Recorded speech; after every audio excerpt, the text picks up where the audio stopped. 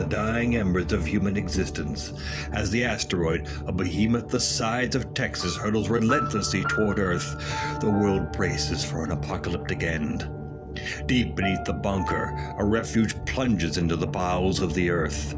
Here the chosen gather, their purpose clear, to preserve the very soul of our civilization.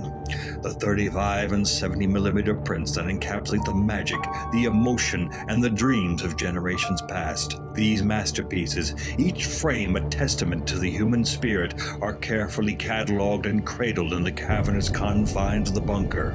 Perhaps there was room for more, for friends and family yearning for salvation, but sacrifices must be made. The movie nerds stand united, the keepers of a flame, promising a future where the art of storytelling endures, transcending the boundaries of time and space. God help us all.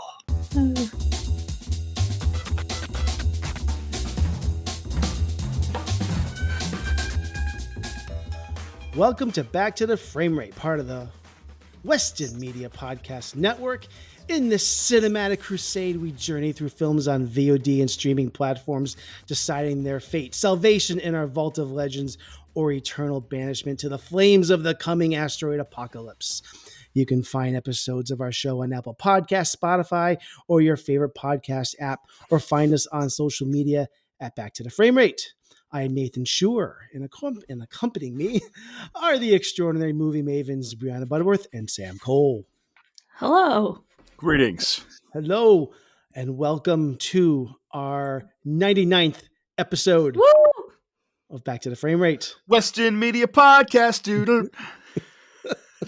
That's a nice jingle, Sam. I'm going to talk to the board about implementing that in front of all of our programming. Oh, Woo! thank you. I thank you very much. I Royalties? You're not going to want royalties, I hope, right? No. It's Okay, just good. the honor of my singing having been heard brings joy to my heart. I ask for nothing in return. I've captured a lot of singing of yours, Sam. So, I could, cut a whole full album at this point. Yeah, there's some wackiness on file. That's for sure. Yeah. Oh my gosh.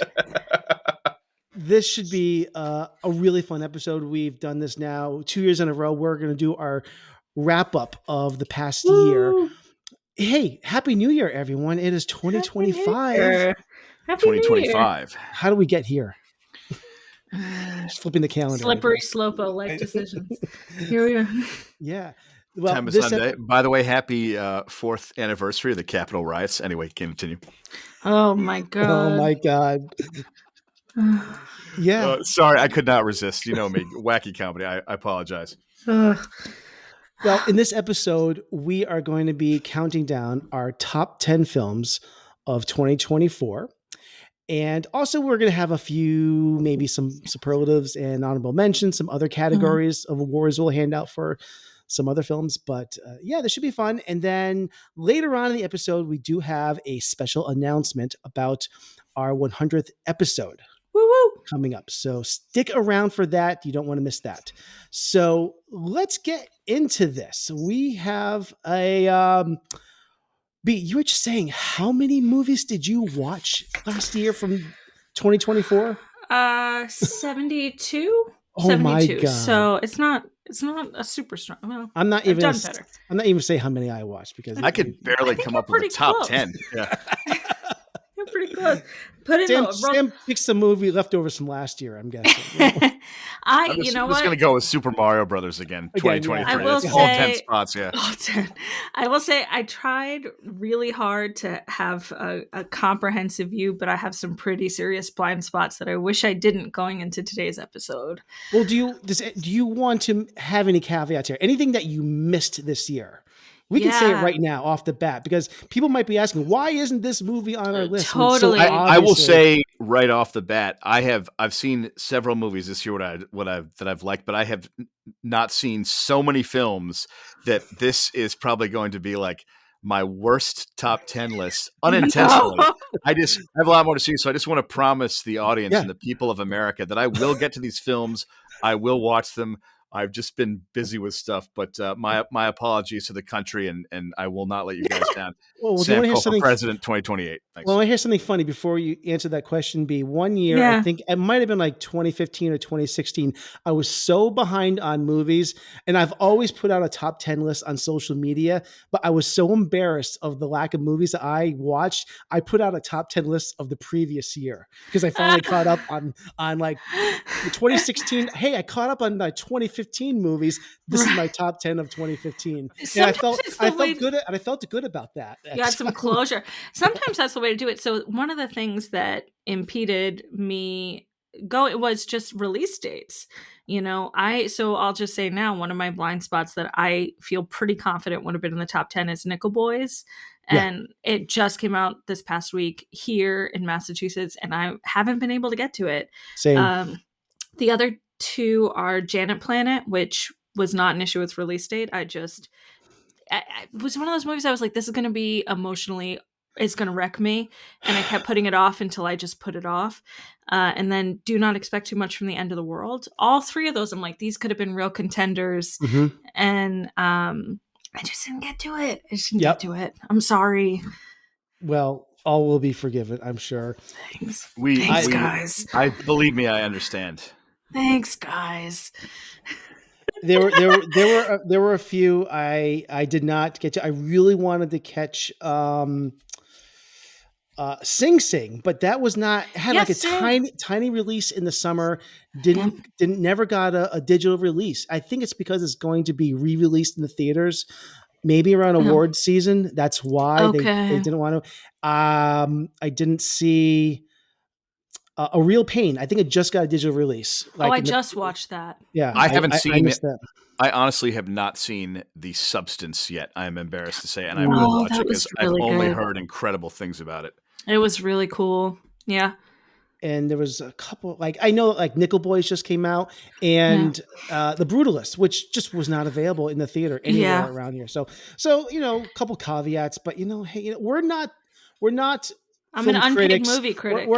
Exactly. We're not getting screener copies like other people, other critics do, where we get advanced screeners of this where we can do that. So that's not the position that we're in. So go listen somewhere else, folks, if that's what you're looking for. out of 72, these are my top 10. And I don't know that I hit the highs of 2023, but there were some really creative things that were put out this year that interested me a lot. So it was exciting in that way. Well, I think it's saying anything else, or shall we get to this? Oh God, there's so many films. I'll discuss it as I go. But I will say that on a positive note, your list will speak for itself. On a positive note, I am thrilled to announce that it is the year of Avatar: Fire and Ash. Less than a year ago. Yes, it is. Excited for that because, of course, I would be, but I am. There's actually a ton of things coming out in 2025 that has me really pumped for. Jurassic World Rebirth looks intriguing to me because I mean, look, that's not one of them. I personally, I never get tired of dinosaurs chasing people. That is one algorithm. Which is why 65 always is watch. One of your favorites. Yeah. Yes, right. Oh, 65 is my number one. That's the best. Forget Jaws. 65 is where it's at. Right. Forget Jaws.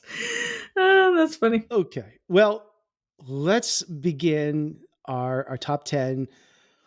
Well, Sam, do you want to begin? Do you want me to begin? B, how should we start this? Go for it. I'll go. Oh no, you go. Okay. You go, Nathan. Okay, fine. I'll begin. I'll open this up. Okay, so my number 10 is Dune Part 2. From Denis Villeneuve. I think this is, of all the big budget action movies, epic films that came out this past year, I think this was the perfect mix of spectacle and scale and great storytelling. So, and I just think he just took a text that was just impossible to turn into a film. As you know, I'm not a fan of the David Lynch version, but what he did with this turning into two films, I think is commendable. I thought this was great. And this really, I liked this movie when it came out, but as I sat with this, I learned to really love this movie, and I saw it again, Mm, and it's an amazing work of art. So I do, and I can't wait to see Dune Messiah, which I think is scheduled for a few years. I'm not holding my breath. It's going to meet its release date, which I think is December 2026. I think that's unlikely, but I've heard good things about Dune Prophecy. But I'm all in on this world now. I think it's really, really great, and it's so rich, and I love yeah. this this this whole world. And I think that he has now opened up another franchise that we're going to mine and see a Yeah. lot of stories from. So I'm excited where this whole thing's going to go, and thank God that he was able to tackle this book series, and I'm excited where it's going to go. So yes, Dune Part 2 is my number 10. Mhm. 3 cheers to that. I Mhm. wholeheartedly concur. Like courtroom javel, bam, bam, Okay. yay, yeah. Yes. Hear, Yeah. hear. Hear, hear. Dune 2, good fucking movie. Like Yep. it a lot. Yeah. All right. B, why don't you take the next one? Your Sure. number 10. My number 10, I don't know if either of you have seen this. I don't think we've talked about it on here, but Dahomey, kind of a late hitter. Dahomey. Dahomey. Hope I'm saying that right. It is a pretty short. It's just under 70 minutes. Pretty short, kind of documentary. It is a documentary, but it's about artifacts that were stolen from Dahomey and taken by the French and then brought back, but only a few were brought back out of the whole collection. And the story is told from the perspective of one of the artifacts. And it talks about how the artifact, once it's back in its home, still feels displaced. And then there's sort of a second part where there's a debate about the intention of France giving back these artifacts, and what it means for the people of this town, of this state now. So it was really creative. I haven't seen anyone do a documentary like this. Nathan, we had talked earlier this year. We both wanted to actively watch more docs. Failed. Yeah, Failed. I didn't see a ton, but I saw this one. And I'm so glad I did, because it was incredibly refreshing and, just like I said, a take on the form that I've never seen. So Okay. And I see it's on Prime Video now, but it's playing in some theaters as well.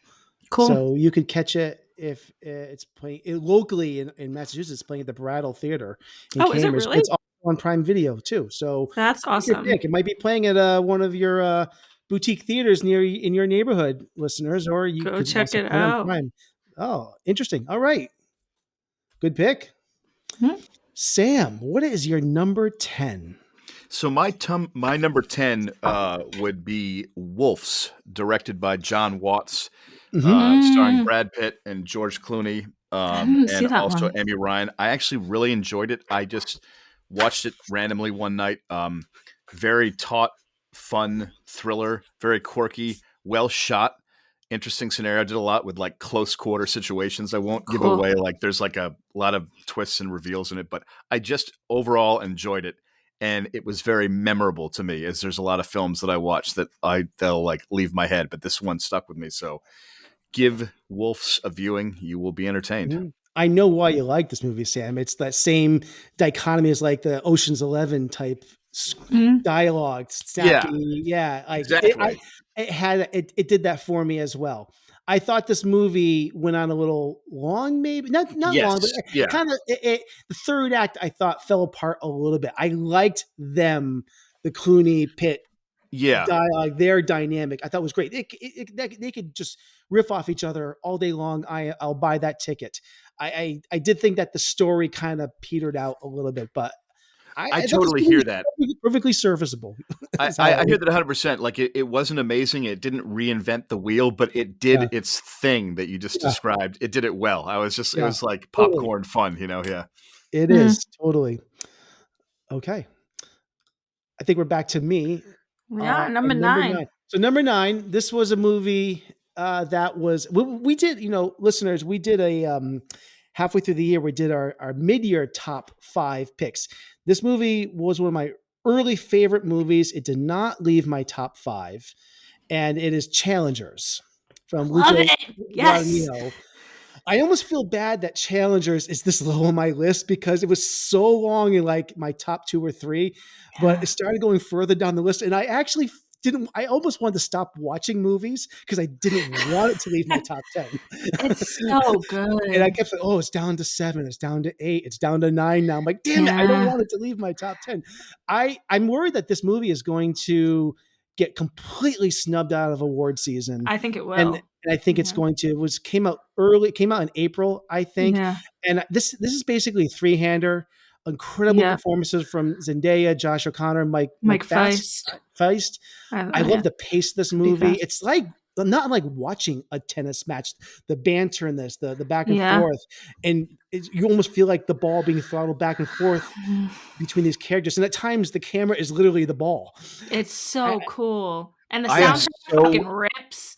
And Yeah. I've got to tell you guys this. I am so embarrassed to say I have not seen Challengers yet. That is high on my You'll list. like it. And I'm on it, honestly, from everything I've heard about from like both your opinions, I'm sure it would be on my top 10. You'll like And it. again, I It's- apologize to the world. No, it just means It's you so get good. you. I wish I could watch that movie again for the Yeah. first time because Yeah, it it's was like good. such an experience. I And- think they won a Golden Globe for the score. Oh, right? good, because the Reznor Atticus Ross score It's incredible. is so good. I think I mentioned it. It might be my.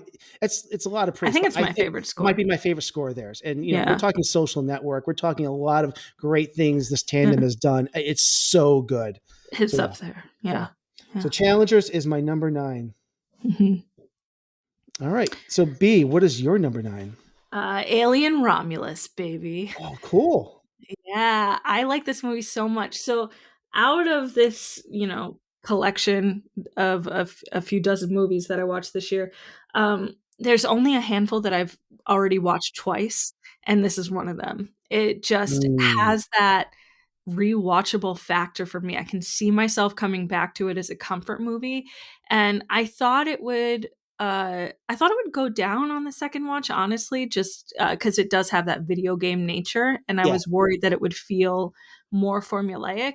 But I just found more things to like about the set design and the performances that it kind of just stayed where it was for me. I had so much fun watching it, and it's the kind of movie that I think when you show to people who are just getting into movies can get really into movies. It's the kind of thing. And I think the Alien franchise is great at that, at being like a gateway to great cinema through something really accessible. And also great. Yeah. Good pick. I really like this movie too. So yeah, I have nothing bad to say about it. I think I think we agree it's probably the best alien movie probably since Aliens, maybe, so Yeah, good I liked it stuff. a lot. Yeah. Yeah. All right, Sam, what is your number 9? So not to be repetitive, but my number 9 is also Alien Romulus. Oh, And, Yeah. I have to say, I enjoy I give it such a He's high so rating. excited. I give it a huge high rating for like the first half of it. I thought the beginning, everything, the setup. I enjoy it. To rip off a friend's phrase, I do think it does feel like Alien: The Force Awakens a little bit, where it's like it calls okay, back yeah. every single thing it can. There's a lot of Yeah. callbacks. Yeah. Yep. But aside from the callbacks, when it did its own original thing, like when it had all the face huggers running around in the hallway, Yeah. that whole sequence was completely innovative and fresh to that film because we hadn't seen that before. Yeah. And so when it did that and didn't like do callbacks or like remind you of tropes from the other films, I loved it. I had issues with the scenes where it did the tropes, but it was still entertaining and I thought it was Yeah. visually spectacular. So like it definitely made the list. I had issues with Ian Holm, but that hallway scene with the shooting and the gravity, Yeah. I was like, I'm in. Yeah. That was awesome. Yeah, the CGI Ian Holm was like irritating to me, but yeah. Yeah. All right, we're gonna move on to our eighth Woo. picks, and my number 8 is The Wild Robot. The Wild Robot. love It was one of the movie. biggest surprises of the year. I never would have imagined this movie was gonna make my top 10 when I actually heard about it, but this movie just won me over because at the core, it's got such a big heart. And I've read a lot of comparisons to like the Iron Giant, even Wall-E. But I actually think I prefer this movie more than those. Oh And it's wow. just, I like that it's grounded in nature Mm-hmm. and it's almost on an intimate scale. There aren't world-ending stakes in this movie, and it's about growth through adaptation and Mm, parent-child dynamics. And as this robot Roz is befriending this like Gosling, and it just has this really unique meditative quality to it as well mm, that just really resonated with me. So what yeah. one of my biggest complaints is, we have like all these movies from like Disney and Pixar, DreamWorks Animation, Illumination, and many Mm, of these films, I really dig them, a lot of them. In fact, one of these might end up later in my list as well. But I feel like these studios, I feel like, are the best metaphor I can make is that they all have like a box of crayons of 32 colors, and they mm-hmm. seem to all be limited by these 32 colors. And I'm getting so tired of like Pixar movies will always looks like Pixar movies, and DreamWorks Animation always has their color palette. And Mm-hmm. it was so refreshing to see another studio like Leica does the same thing as well. Mm-hmm. To have a movie like this come out, and this movie has such this painterly quality to it. It's like what a breath of Yeah. fresh air to see this big scope animated movie, you know, that just burst into the scene that just I felt like it was massaging my eyeballs, seeing something that just wasn't like everything else I see. And I would even say like Miyazaki, even though I like Miyazaki movies, a lot of his movies have a sameness as well. So Studio Ghibli is what I should say. So this was just so wonderful just for my eyes to rest on it. I loved how everything just kind of like felt like it was just slowly just moving, and this painterly feel to it. It just was so gorgeous to look at. Mm-hmm. So yeah. That was I my think it number was 11. from. That's awesome. I think it was from the producers of How to Train Your Dragon. I think I think I saw it on the poster. Oh, maybe. I mean, I don't know. I Um, yeah. I loved that movie. I mean, I was weeping by the end of Mm, it. Yeah, yeah.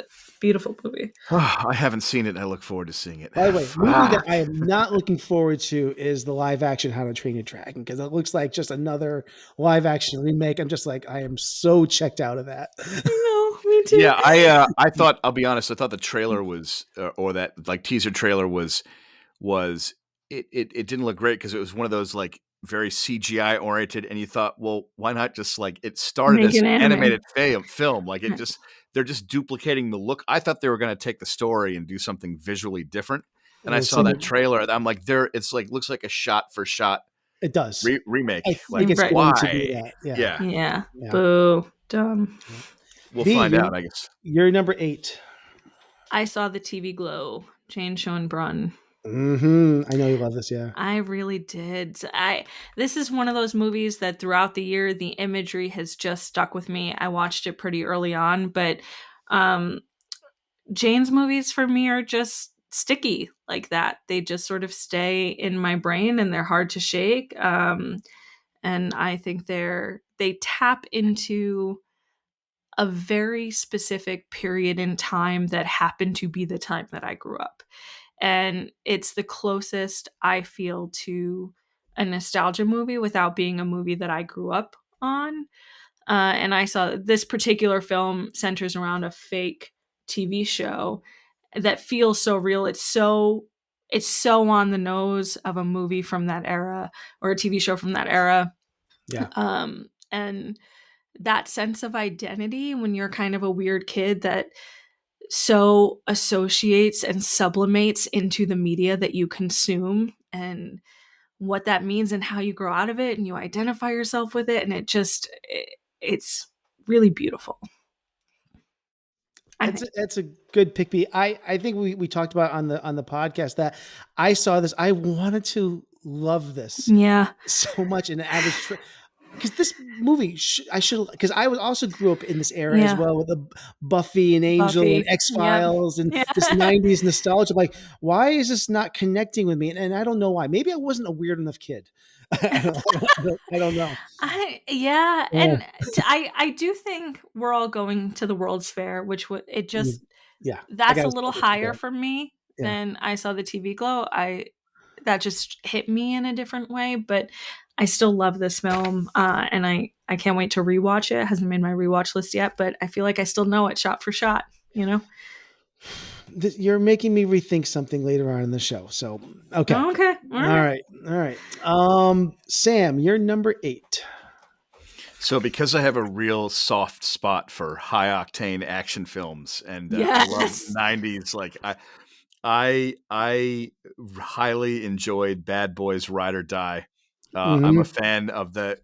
I still think Bad Boys 2 has the craziest, like most gonzo, off the wall. Like that's Michael Bay's Bayest film.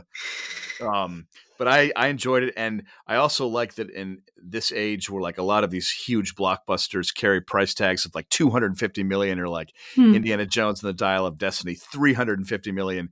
This was made for 90 million, which is still a lot, obviously, but just to be able to deliver big popcorn action like that on a slightly more fiscally conservative budget, I say it gives hope for the cinematic future of that genre.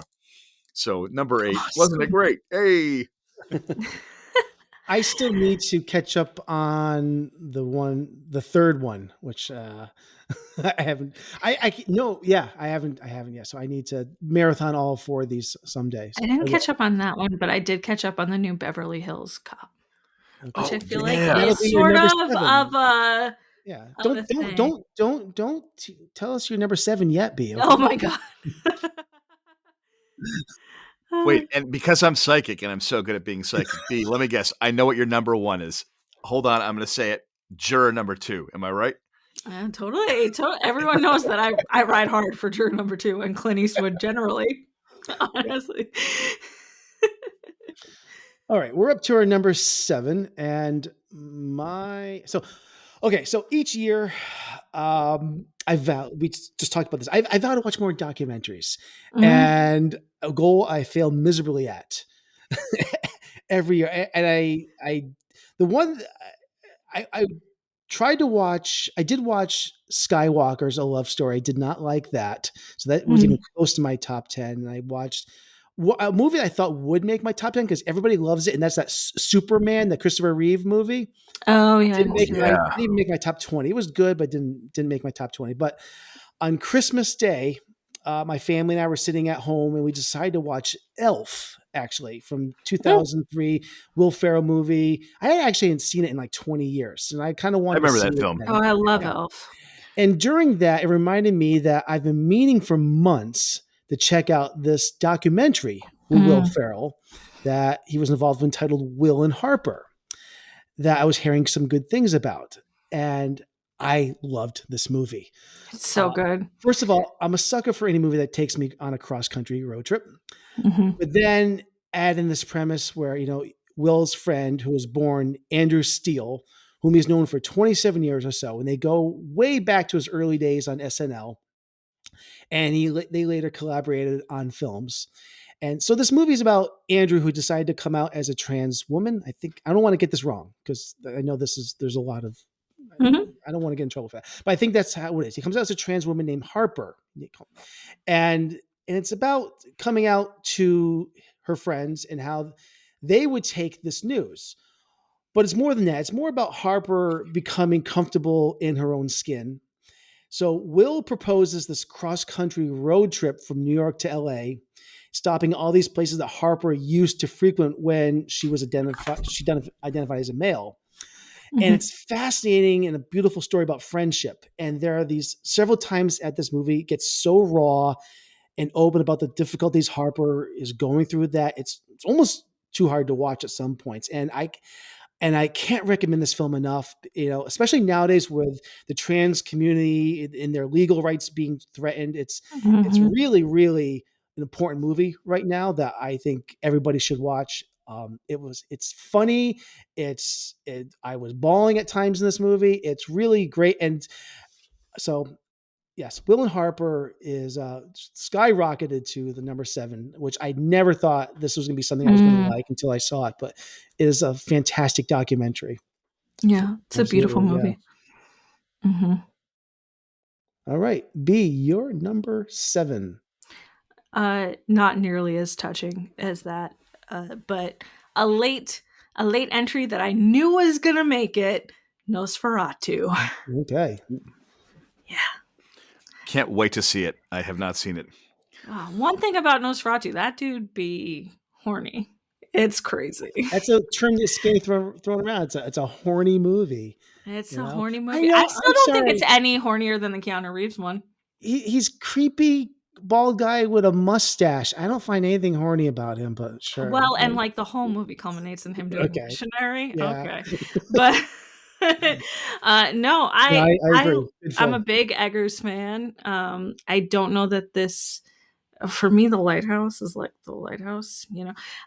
But this was just another awesome entry and another example of just this could be a movie that turns people into cinephiles like that. I know that word can feel kind of icky, but there's so much respect for the source material in this remake. Mhm. The lighting, the German expressionism here, the shot for shot stuff with the original Nosferatu.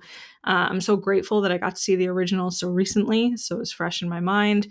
But it's clear that Eggers has really studied this, and I think the movie transcends just the technical prowess. I also think he affords much more character and agency to the women in the film than has ever been put on display. Yep. Um, yeah, I think he does much more character exploration and motivation exploration than is done. So I think it's great. I think it's a great entry into the Dracula Nosferatu canon. Excellent. Awesome. Yeah. God, I can't wait to see it. I agree. It missed my top 10 by a little bit, but yeah. Good pick. Sam, what is your number 7? So my number 7 would be the movie September 5th, directed Mhm. by Tim Fellbaum. It's all about the 1972 Olympics and like the day that the massacre happened. And I loved it because the whole film is shot in a very docudrama style, and the tone and everything of it is so authentic. It really feels actually like 1972, as opposed to films that sort of try to do like a period piece, but you can see they kind of put a modern spin on it. This feels very voyeuristic in the best possible way, that you're there like Mm. front and center in the situation unfolding. Mm. And I loved it, and I look forward to seeing it again. But just like the I saw tonality, the experience, 2 thumbs up. That's definitely my number 7. Strong recommend, 90% on Rotten Tomatoes.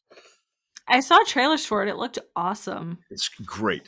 Like I was surprised. I had no expectations. I didn't really know about it, and I liked it a lot.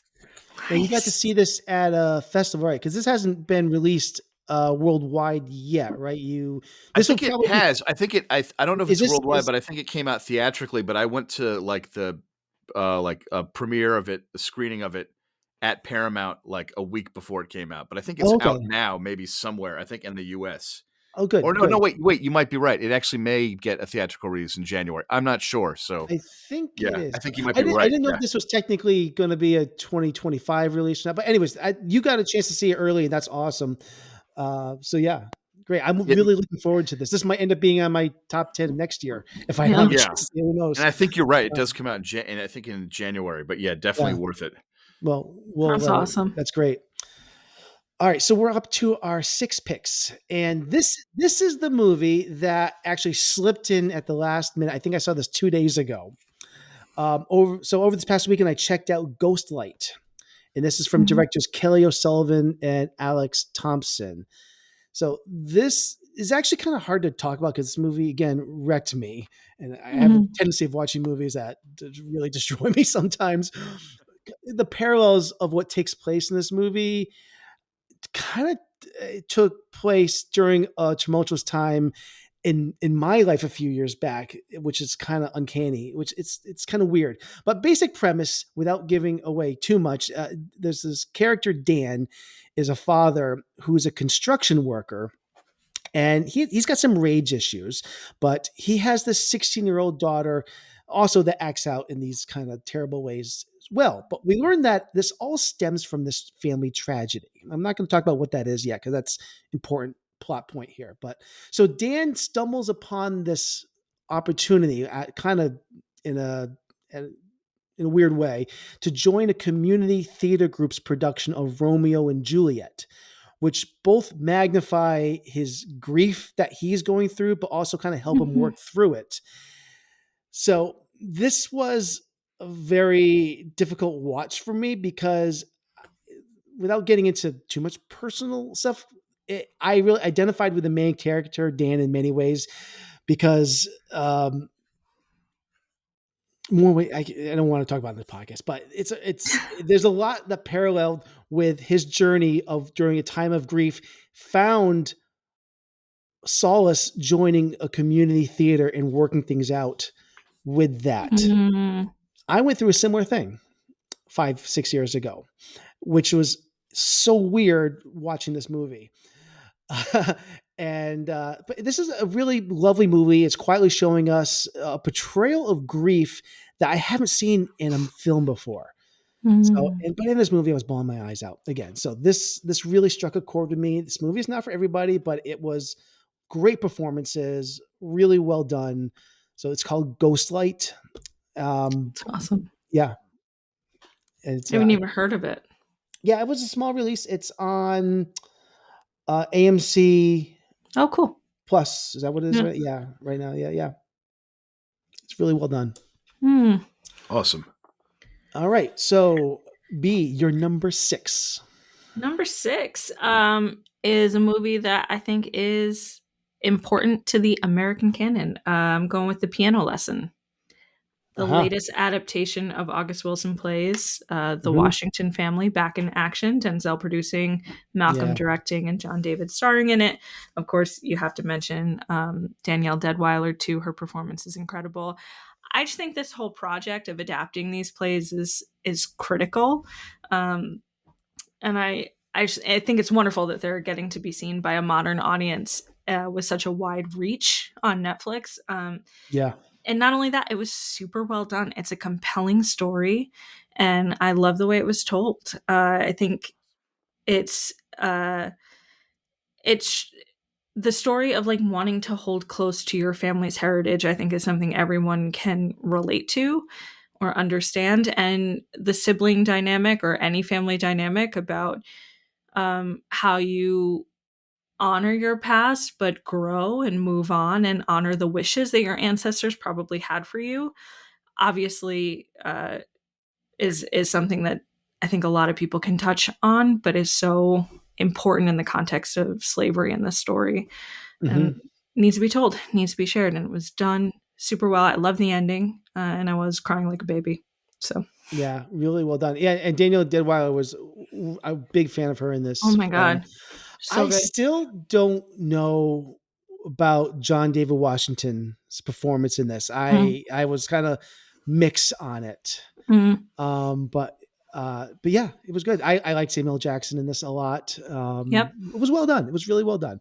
Missed my top 10, but it was definitely an honorable mention. Yeah. Very cool. All right. Good pick.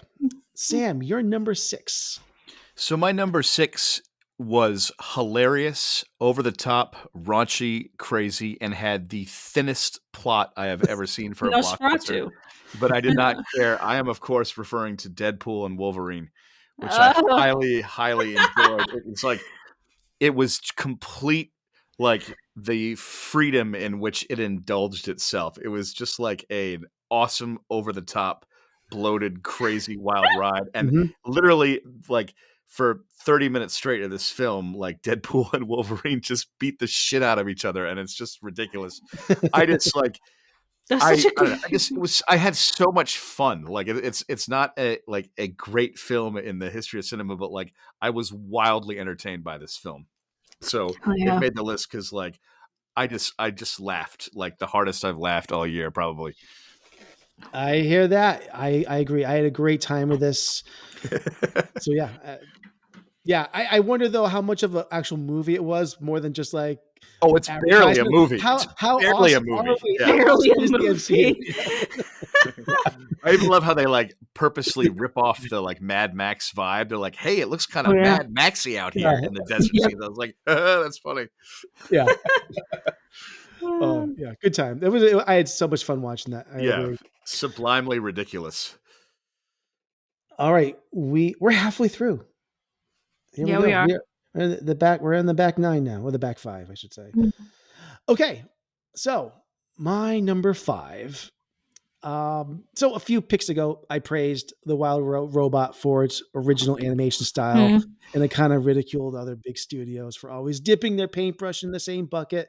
So here's where you can call out my bullshit, because I can't deny the fact that I thought Inside Out 2 was still one of the year's best movies. And I I know want to I see may that too. I love the first one. See how I am so man. Yeah. So, Sam, get off your booty. Go see some and movies. I might be in the minority, because again, we all bring our own baggage to movies that we see, and Inside Out Sure. 2, again, I have with a feeling I would like it. the addition of new characters, especially anxiety, just struck a chord with both me and my family as we sat in the theater watching this last summer. The Pixar folks, I don't know how they do it, but I think they created an incredible sequel to one of their truly classic films. Not exactly as good as the first, but close. And I think the progression, the maturation of the main characters of like joy, sadness, and Riley, especially, I think is exquisite. The introduction of anxiety and how this character manifests itself in both the inner world of Riley's brain, but also how Riley interacts in the world, I found Hmm. to be extremely relatable and authentic. And having a teenage daughter the same age as Riley, from this movie, and I can't help draw so many lines of comparisons. So, like I said, this film really hit home for me, and I love that it's not just recycling the plot of the first film; it's bringing in new ideas and putting characters in new environments, and it's what a sequel should be. Unlike a more recent Disney animated sequel, which will remain nameless, that's just a tired retread. Shloana. Owana part deux, we'll call it, which I thought was so boring and just a tired retread. So, anyways, Inside Out 2, fantastic That was movie. a very, very good sequel. I agree. Yeah. Okay. Number 5 for me. Yes. Bird. Bird, bird, bird. That was on my list of things to see. Oh, dude.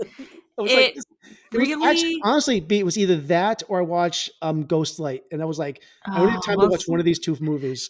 yeah. So I'm a big Andrea Arnold fan, Yeah. and I've been anticipating this movie for a while now.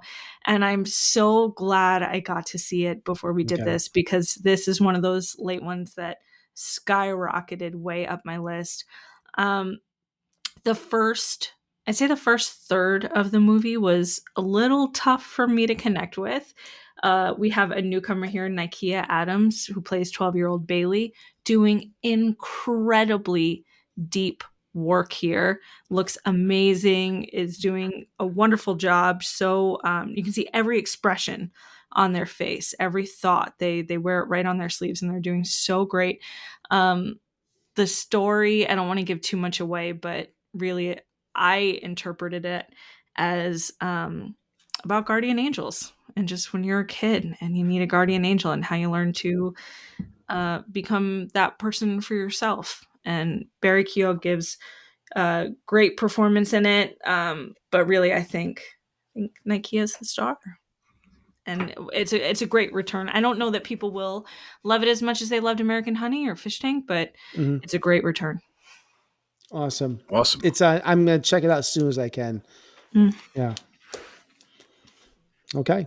Sam, what is your number 5? So my number 5, this is a controversial pick because this movie is so bonkers.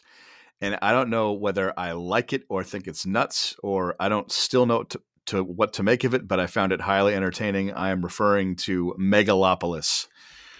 I liked it a lot. I You enjoyed know, this I film. ride for it, Yeah. baby.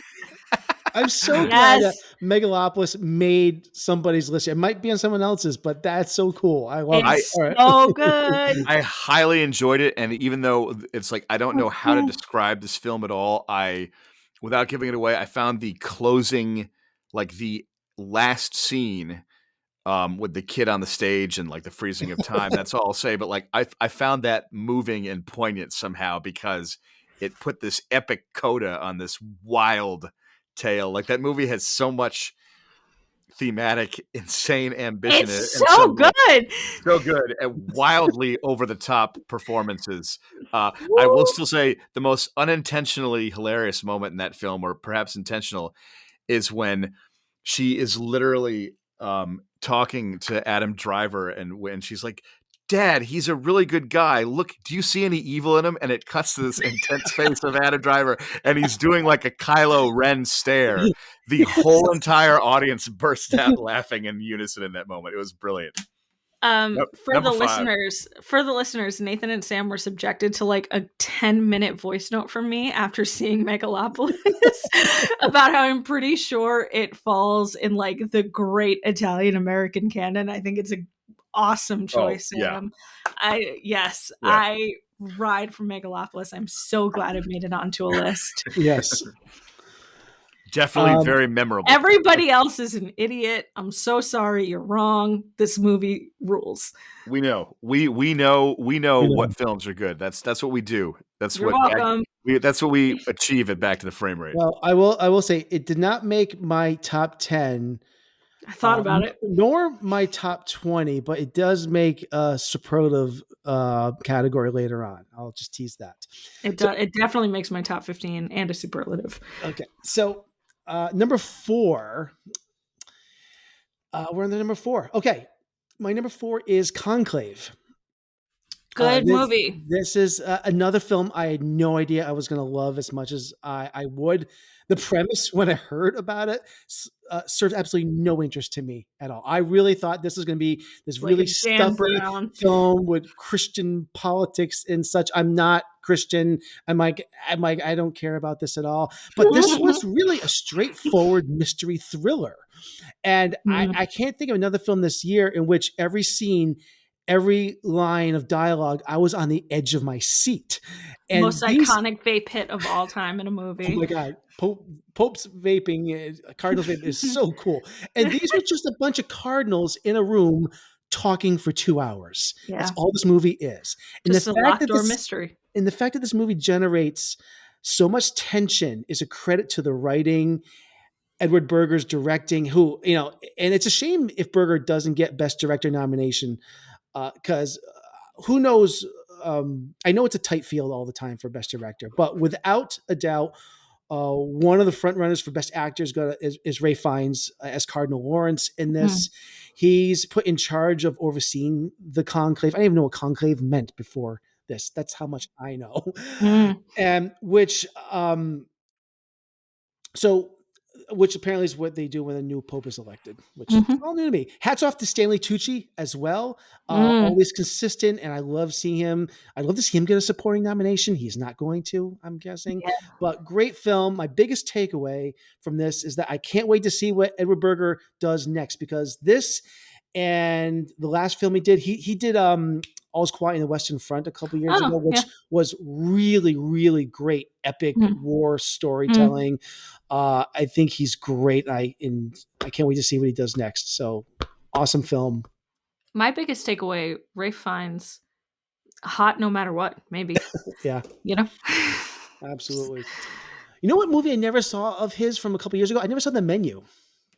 Oh, good movie. Yeah, I need to check that out because I heard that was really good. Didn't love it, but it was good.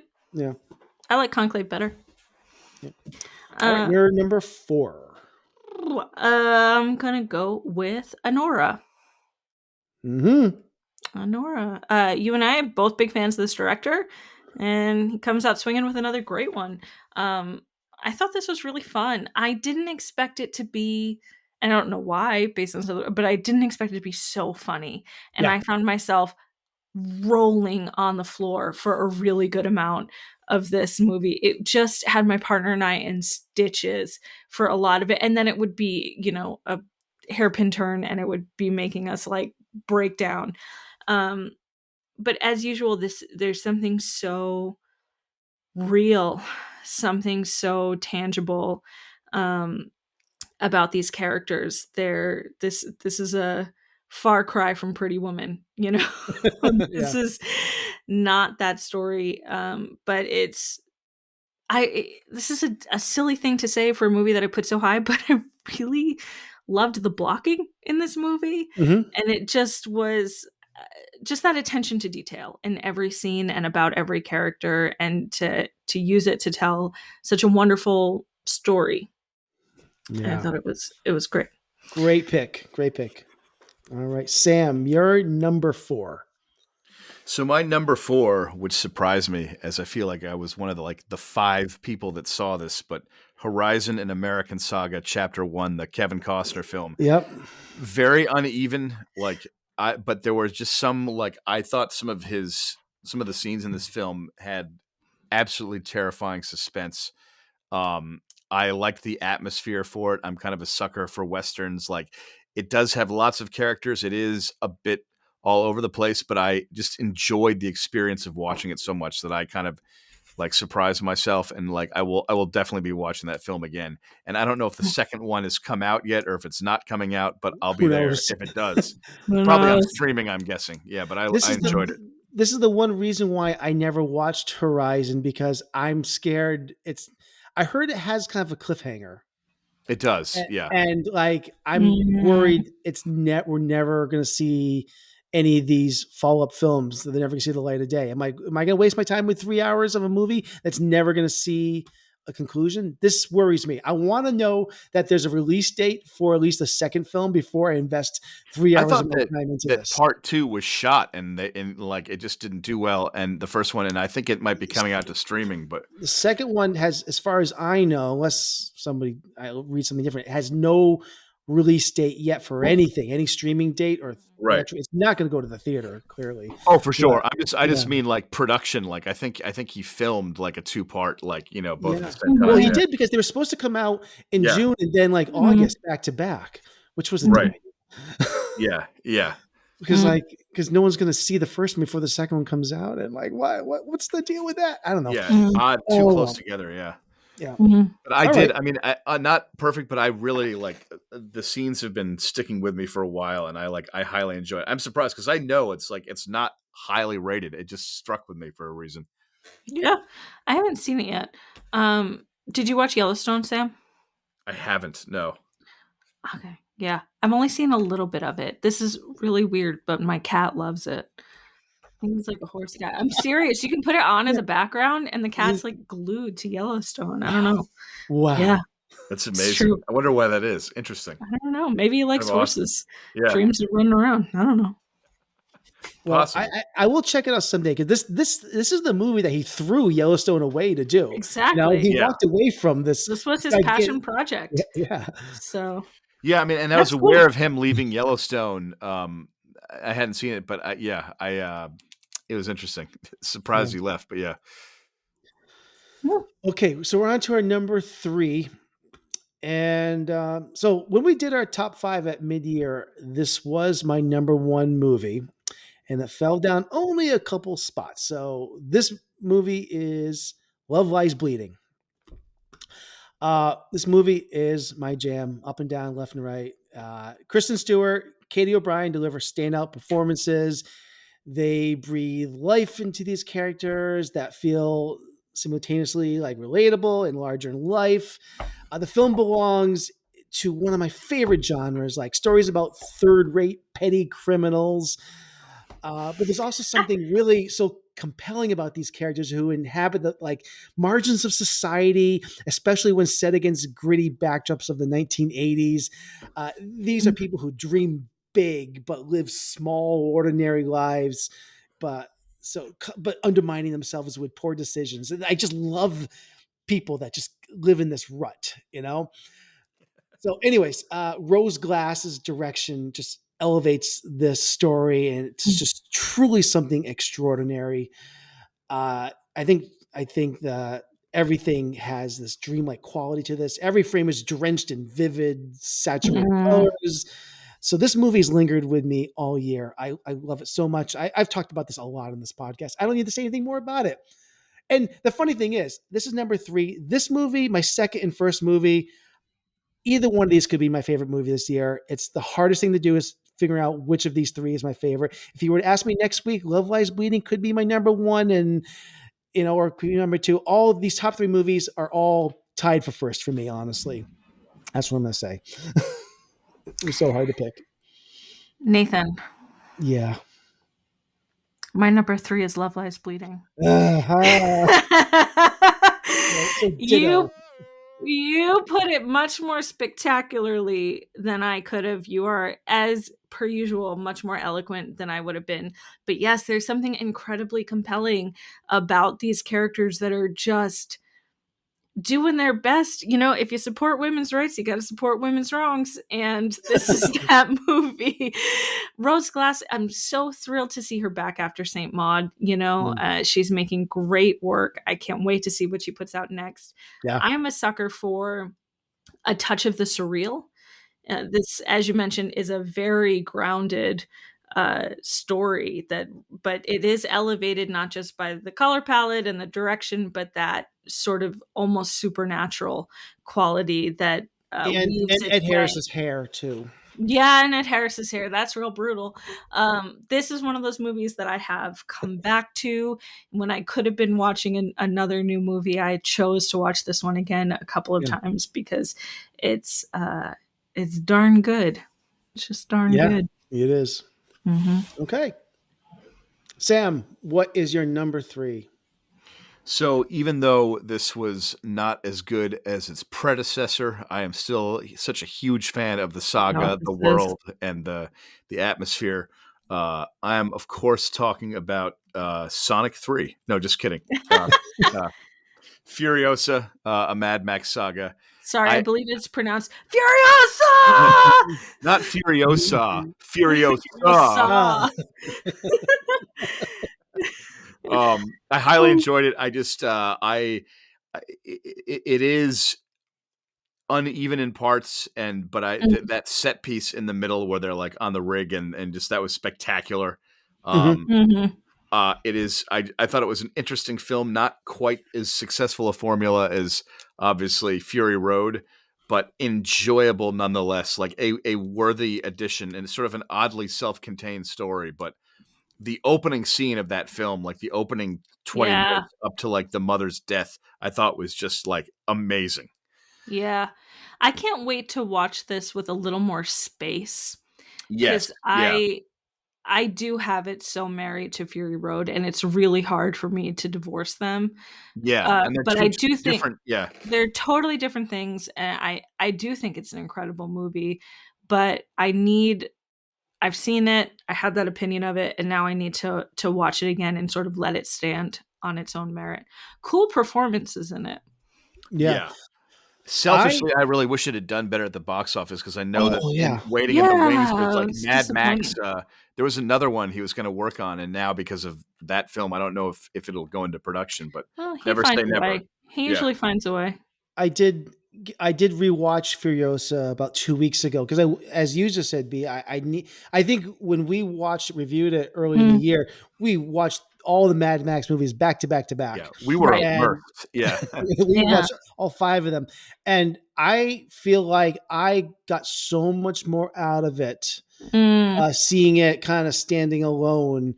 I enjoyed it so much more. I enjoyed Chris Hemsworth so much more the second time because I thought it was kind of an odd performance, but like I thought he was a great villain.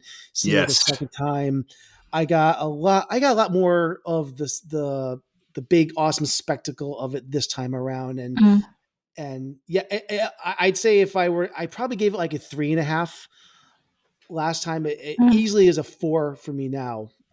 If not better than that. It didn't make my top 10, but it's in my top 20 now, where what wouldn't have been if I hadn't rewatched it.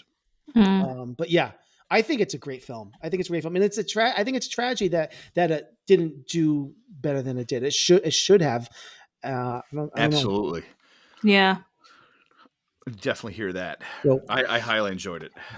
All right. So we're on to our second picks, our number 2. So my number 2 was your number 4, B. It is Honora.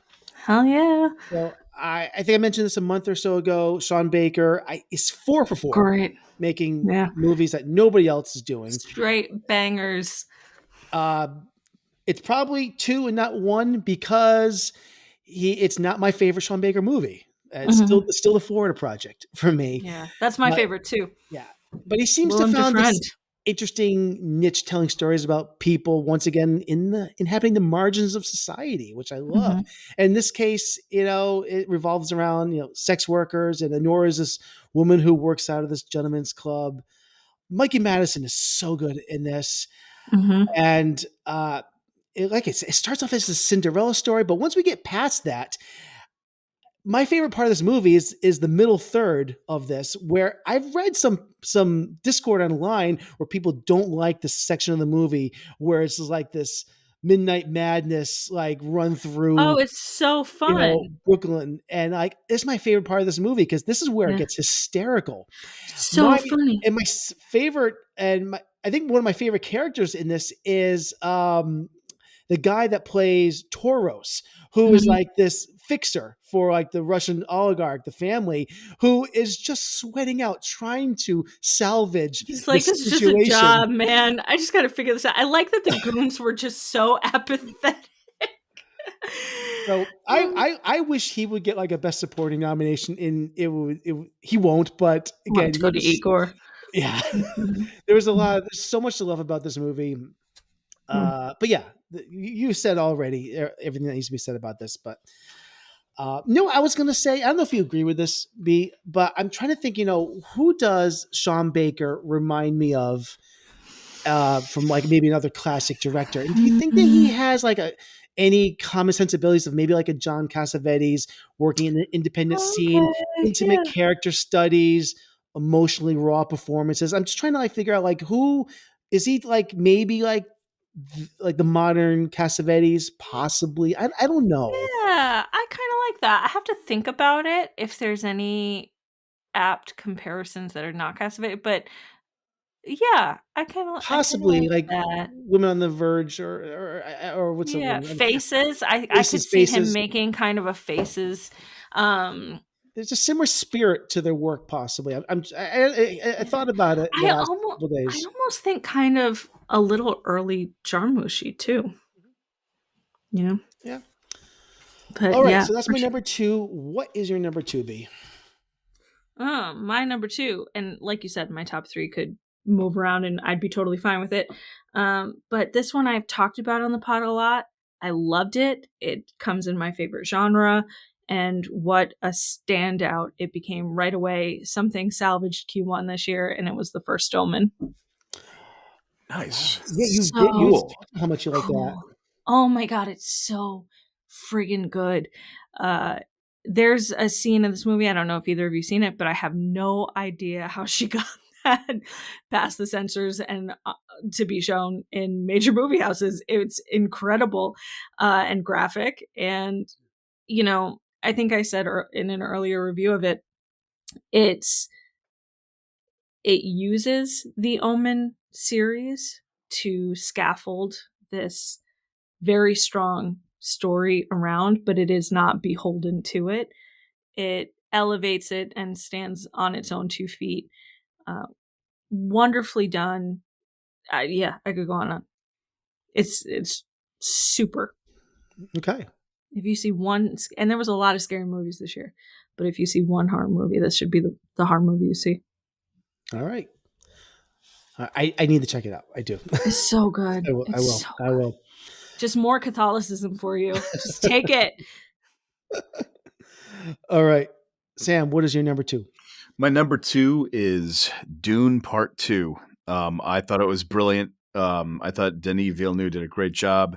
What you were saying about it, Nathan, like 100% agree. The movie definitely grew on me as well with a few viewings, and I think it's an epic, spectacularly well done, well Dune. Well, Dune. Dune. And I cannot wait to see Dune Messiah. So many of you have Yeah. seen Dune Part 2, but if you haven't, make sure to see the first one, watch the second one. The two films together. We should is all go a see it together. masterful epic. Fantastic. All right. All right. It is time for our number one, so we can do a little Drum roll, roll. please. I have no sound effect for it. Maybe I'll put it in later. All right. So my number one from 2024 is The Substance. So, Wow. Rock and roll. Awesome. yep. So, like I said, this past year selecting my number one film. It's usually not a difficult thing. I usually know every year easily what my number one film is, but this year I tormented because, like I said, between Anora, Love Lies Bleeding, and Substance, every single day it was a different film in my number one. So any one of these could be my number one. So I love all three of these films. But I will say though, of these three films, Something I stands out for you. well, no, what I want to say is of all these three films, I feel like no, forget it. I don't know what I'm gonna say. I think I'll talk about the year in general later on. So I thought this was the most balls to the wall, absolutely gung ho, zero fucks given film of the year. This is why maybe it's resting at number one. Demi Moore, I think it just gives a career resurrecting performance in this. Won the Golden which- Globe. Yeah, last night. Yeah, I didn't watch it by the way. I watched Kunk on Life instead because that was more funny. It was so fun, wasn't it? I loved Kunk on Life. So I just love it. Like this movie goes to some insane places, and I think what I love is just when you think this movie's kind of like plateaued, it goes to even more extreme measures. And it's got some weird, crazy body horror going on. And it's saying a lot about the entertainment industry and how it treats and objectifies women.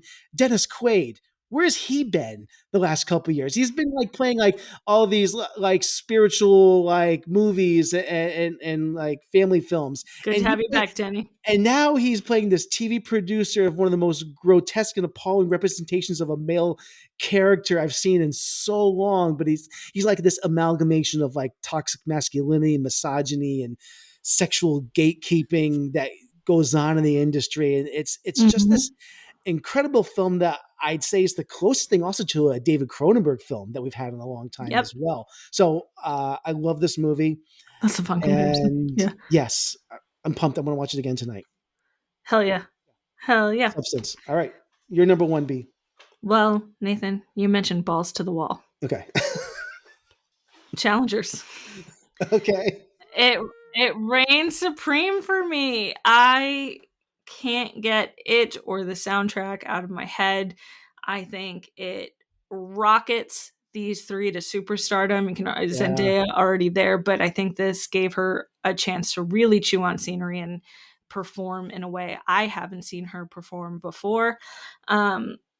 Everybody, forgive the pun, is knocking it out of the park in this. We talked about the cinematography. I don't have a ton more to say about it other than I was so excited. Luca, not a director I'm always on the same page with, but this one just struck me at the right time. And God, did I love it. It's so fresh and new and exciting, and it's got fresh faces in it, and it's doing new things. And I saw things in this movie that I had never seen done on film. And that is great. I'll take that away from it. Awesome. Love it. Love it. Love it. All right. Sam, you get the last pick. Dun, dun, dun. You're number one. So this is technically a cheat, but I had to put it at number one. I just had to because It's going to be the beekeeper. There was there was no other number one for me. And Bobby Zemeckis is here. It's cheating, but it's because it's technically not a movie, but it was incredibly cinematic. I'm Funny referring to Rings of Power Season 2 is my number one media of 2024. That blew me away more than anything I have seen so far this year. We're going with a TV show? Yeah, Fine. I can't help it just because it just flanks the other ones on the list for me. I thought it was amazing, incredible. Lots of trolling on online and stuff, but I could not recommend this incredible show more. Visually spectacular, well acted, and just amazing. So that has to be my number one, even though it's technically not a film, but it's as cinematic as it gets for me this year. Well, it's too bad because we were going to rename the podcast to Technically a Movie, and that's awesome. I'm so glad with season 2 more than I was with season 1. I really feel like I understand where they're going. It made me more excited for season 3. I'd like you to meet my Legolas. I made Sam. Oh, nice, awesome. Mhm. I'm glad Yeah, you I had just that. and I honestly, actually, visual effects like the most spectacular. Like I just, Up there.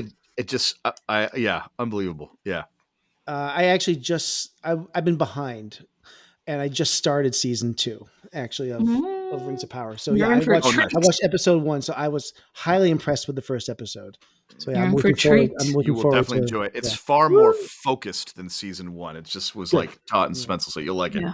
Yeah, there was a couple episodes, at least one episode in season 1 was like where I felt we were stuck in with the where were we at? I don't know. There was an episode that felt kind of like meandered, or one or two of them, but I'm excited Yeah, about this. Yeah. season one was uneven for me too. I totally hear that. Yeah. I think we were with the dwarves a little too long, maybe is what it was. I don't know. I don't know. I don't know. Anyways, okay. Well, that is it. Let's round this out here. So my list mine from 10 to 1. I had Dune Part 2, Challengers, The Wild Robot, Will and Harper, Ghostlight, Inside Out 2, Conclave, Love Lies Bleeding, Honora, and The Substance. Do you guys have yours written down, or should I read I yours? do. I Okay, got what does it. yours be? Dahomey, Alien Romulus, I Saw the TV Glow, Nosferatu, The Piano Lesson, Bird, Honora, Love Lies Bleeding, The First Omen, and Challengers. Yes, and we're going from 10 to 1. Everyone Mhm. listening. Yep. And Sam, what is yours from So 10 to 10 1? was Wolves, Alien Romulus, Bad Boys Ride or Die, September 5th, the film, and my Not the God, I can't. day. Yeah. And 6, Deadpool and Wolverine, 5, Megalopolis, Woo. 4, Horizon Part 1, an American Saga, 3, Furiosa, 2, Dune Part 2, 1, Rings of Power Season 2. Nice. Okay. Can I give some honorable mentions? Do you want to do that? Yeah, sure. Let's throw a few honorable mentions in there. What do you got? Sure. So I've got 3 or 4 here that I think they didn't quite crack the top 10 for me, but they're super interesting, and I think listeners should check them out. The first is Problemista.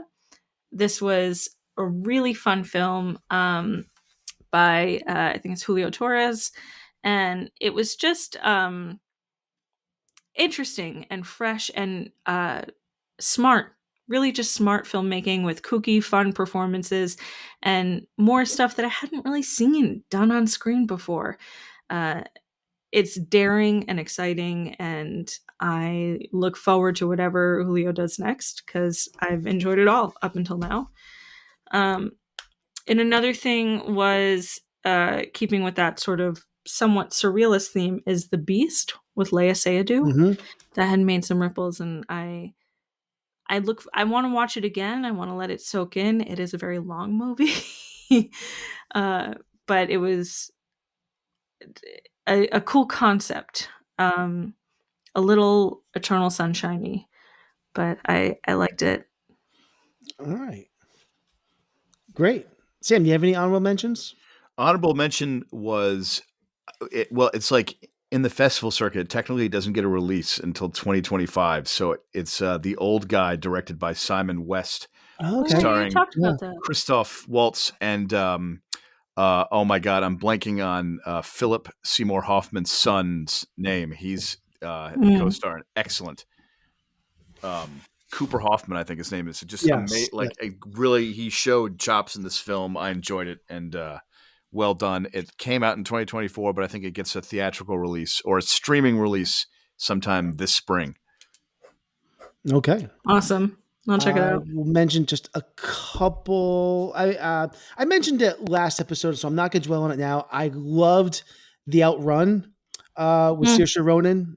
I praised that last episode, so I'm not going to go on in that. But a movie that just missed my top 10 that I really am sad that didn't make it was Late Night with the Devil, which I loved. I praised that movie also. I think that was in my top 5 at the mid-year point as well.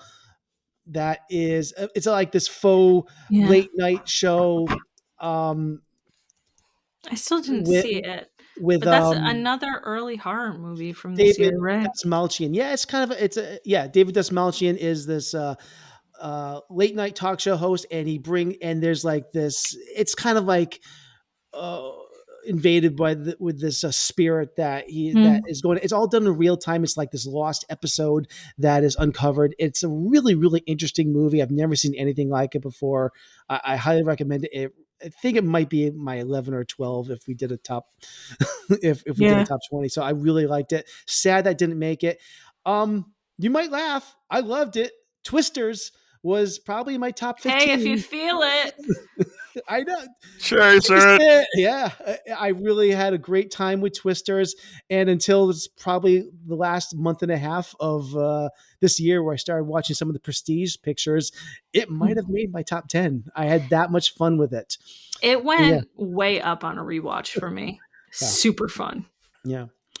And I think the last thing I'll mention is came out really early in this year. And at the time I was kind of mixed on it. I liked it, didn't love it. But in light of where we are in the world right now, I think Civil War is a pretty good film. I want to watch it again. And I'm kind of maybe hesitant to, but there's so much about that movie that I think is really good in that film. And I'm curious now, in light of where we are post-election, how that film will land with me now. But I like Alex Garland a lot, and I think that maybe it wasn't the movie we thought we were getting. Right. So I think it is worth another shot in that, and it probably would make my top 20 now. If you want a journalist movie, you could also watch Lee, the Kate Winslet Passion Project, which was good. Mm-hmm. I liked it. I like Alex Garland as a director. I personally was really really disappointed in Civil War. But I will say the scene in the middle of the film with Jesse Plemons, shout out to his terrifying performance. Like that scene, had that moment been extended into like a more major part of the film, I would have loved it. But like that scene I absolutely loved. Yeah. I liked it. I like Kaylee Spaney. Hey, great year for Kaylee Spaney. So. Yeah, it had nothing to say. It was just like shock value. But like I did like that middle scene. Okay. Yeah. Okay. Let's take a quick break, and we'll come back with a couple of our other superlatives. If you open the beaches on the 4th of July, it's like ringing the dinner bell, for Christ's sake. Mr. Vaughn, I pulled a tooth the size of a shot glass out of the wrecked hull of a boat out there, and it was the tooth of a great white. It was Ben Gardner's boat. It was all chewed up. I helped tow it in. You should have seen him. Where is that tooth? Did you see it, Roger? No, I didn't see it. He dropped it. I had an accident. And what did you say the name of this shark is? It's a Carcharodon carcharius. It's a great white. But you don't have the tooth. No, the tooth. Thank you for tuning into our podcast. Over the years, your support has meant the world to us, and we're so grateful for the journey you've shared with us together. If you've enjoyed our episodes, you can visit them anytime by visiting backtotheframerate.com. You can also follow us on social media at Back to the Frame Rate on Facebook, Instagram, Threads, TikTok, YouTube, and Twitter to stay connected. Your encouragement and enthusiasm have been the heart of this podcast, and we can't thank you enough for being part of our story. Okay, let's get to a few of our superlatives here. You know what? The first thing I want to do is I don't have this queued up, but I'll find it. Hold on a second. Pausing for a moment. Okay, so you guys remember the beginning of this year? I know, a long time ago. It was about a year ago. Been a long year. We did our 2024 movie predictions, anticipations of what our favorite movie, what we were looking forward to this year. Pretty much, we made a top 10 list. See, it might jog anyone's memory. Maybe. Well, I have this here, and I want to read it to you and find out if any of these movies landed on your top 10. All right. Okay. This should be kind of fun here.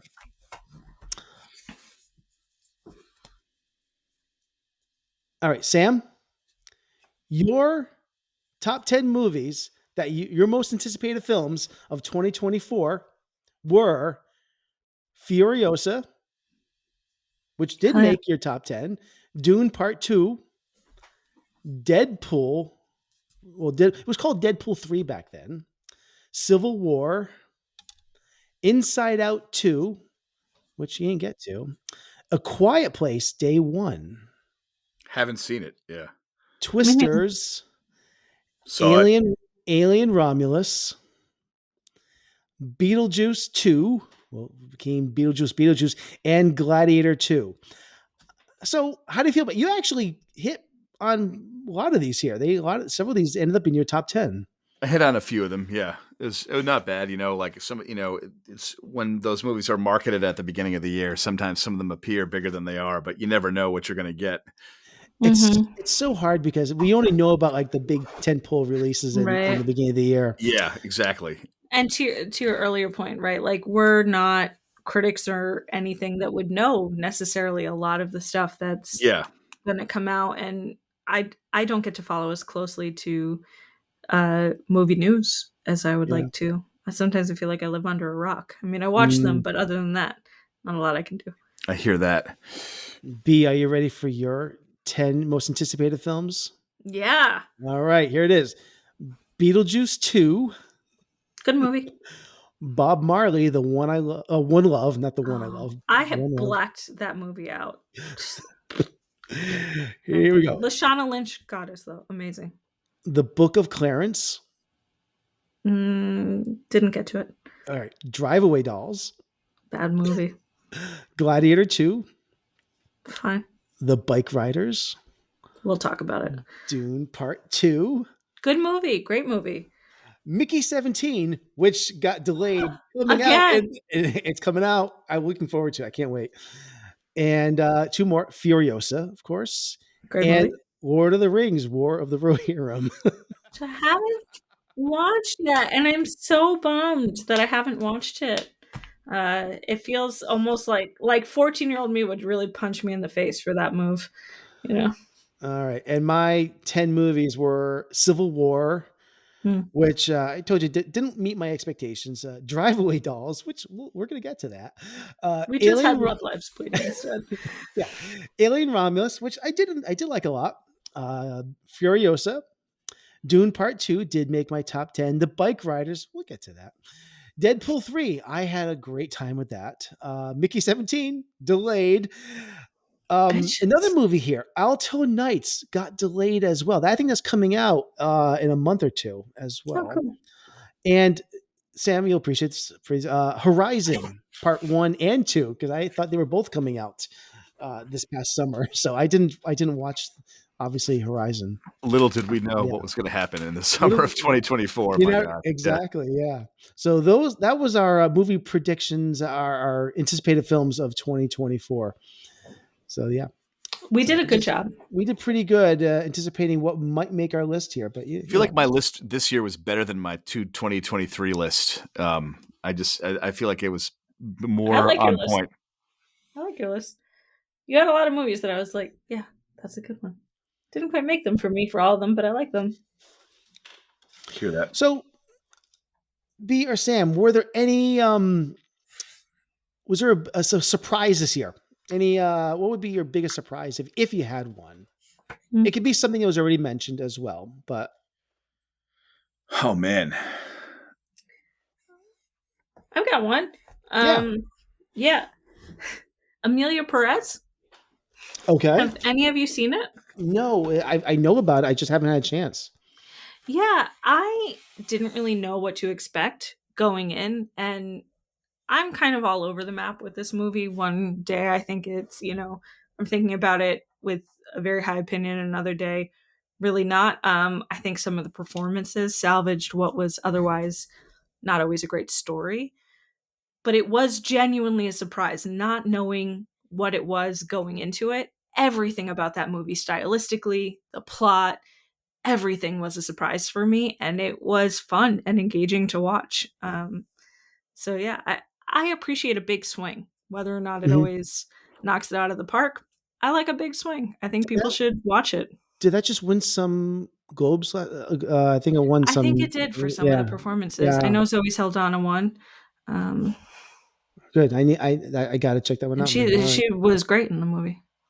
I was going to say, even though it's not about a film, it's the film itself. But I was really surprised by the box office of Furiosa. Like, I didn't think Yeah. it was going to be the biggest hit, but I did not see it just like choking in dirt like that and just not doing well. Mm. Like that was, I Mhm. was not, I thought it was going to be the big sequel to, like Yeah. Furiosa. Like I had no idea. Well, So And that maybe was a I'm in surprise. a bubble, but I really thought Mad Max had more of a following, especially after Fury Road. Yeah, me too. So Yeah. I was really surprised that public opinion was able to control the narrative so quickly on that one. I think it got panned really fast and then just went yes. nowhere.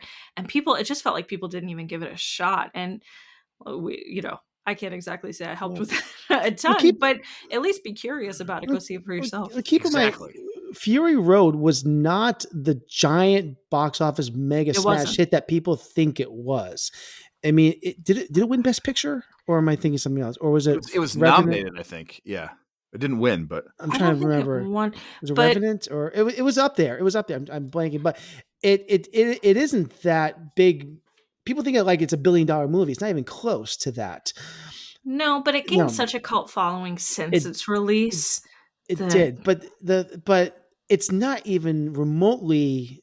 It's a completely different movie than Fury Road. it Fury is. Road is the most simple plot. Go to Yeah. from A to B back to A Most type Mad of Max movie. movies. It Most it it is, and Furiosa is really an anomaly epic. in the franchise. It is the biggest epic of all of the Mm. movies, and I think that's what kind of. What's funny is it's not like people went to see it and then like you saw like a 70% drop the next week. People just completely shunned it from day one, yeah. and maybe Right. it's because like, oh, I don't Right. want to see Chris Hemsworth in this whole thing, or they're like, we people from day one, like we don't want to see the story, we want to see Mad Max, and maybe that's what it was. It's from the very moment, from the Yeah, marketing. I don't know if it was like the woman lead because people love Anya Taylor-Joy. So I was surprised that the sort of superstardom didn't sort of help it limp through. She's not that big as, I mean, she's well known, but I don't know, she's not opening movies, you Okay. Yeah. know. So I don't know. I'm not surprised it didn't do fantastic. I'm just shocked how much it tanked. But Yeah. Some yeah, people Yeah. said that if like it, and I'm glad they went the route they did, but that if it had Charlize Theron and Tom Hardy in it, that it might have had more of a box office draw, but like, I'm sure yeah. it would. I think I people think the movie wanted, would have suffered though. Oh, but I for think sure. Oh yeah. I oh, think I'm just talking. Yeah. I mhm, like how Yeah. it was, but yeah. yeah. Sorry. What were you saying, Nathan? I didn't mean to cut you off. No, no, no. You There's guys nothing can- else. I think yeah. people. I think the Discord was, or what the fanboys wanted was Fury Road 2. That would have been what Yeah. people think they wanted. It probably would not have been as good as a movie, but that's what people always want more of the same thing. That's what the majority of people Yeah, then want. people probably would have said People, like, "Oh, it's just the same thing again." yeah, there was, Right. of Right. course, yeah. right. I'll just say my biggest surprise was Hundreds of Beavers. Actually, Woo! I'll say I want that to come up somewhere in this podcast, that this was something that was done for almost no money at all. And Not it's no so money at all, but good. just done on an independent film It's just a budget. Looney That Tunes. it is a Looney Tunes cartoon come to life. So much fun. It is not a perfect movie. It did not make my top 20, but I just want to just mention it here because I think I want independent creators to do more things like this. Just have the guts to create something as insane as this, and you never know when it's going to stick. In this movie, somehow, on a very small budget, made it into the mainstream to some degree. It did. It's on big streaming platforms. It had a theatrical release. It is the dream. It is the success of filmmakers like myself, like you, Sam, that to create something on such a small budget and then have it explode like this. This movie's made millions and millions of dollars on, I think, $100,000 budget. It is an incredible story, and it is so funny, and it's so creative and witty and well done. So I'm in Absolutely. awe of this, Shout out and it just Hundred came out of Beavers. nowhere. So yes, biggest surprise for me was this movie. Yeah, So fun. yeah. Uh, This will be a fun one. B. What is your biggest disappointment? I feel like I have a three-way tie for this. I have a three-way tie too. Um, Obviously, it's Bike Riders for me. I was so jazzed for this movie and so bummed about the result of it. I did not find a whole lot redeeming in this film. And it's not that it's not a serviceable movie. I think if I went back and watched it, I'd probably be like, yeah, it's fine. It's a good movie. But I think I was so excited for it that it fits into that disappointment category. Cause I just, my expectations and anticipation was running really high. The other two that are big disappointments for me, I actually didn't have the same anticipation for, but I like probably less than I like Bike Riders, is Here and Night Bitch. I did not like Okay. her. I was gonna check out Night Bitch at some point, but no. Okay. It wasn't for me. Okay. All right. Seems divisive, but My I have a three-way tie, but I think above all that is said it before, Driveway Dolls, which because we have got I think not a it's good I movie. think it's is it Joel or Ethan Cohen? I'm getting them mixed up now. Which one did this? I should I find don't out. remember. But it's I think it's I want to find out.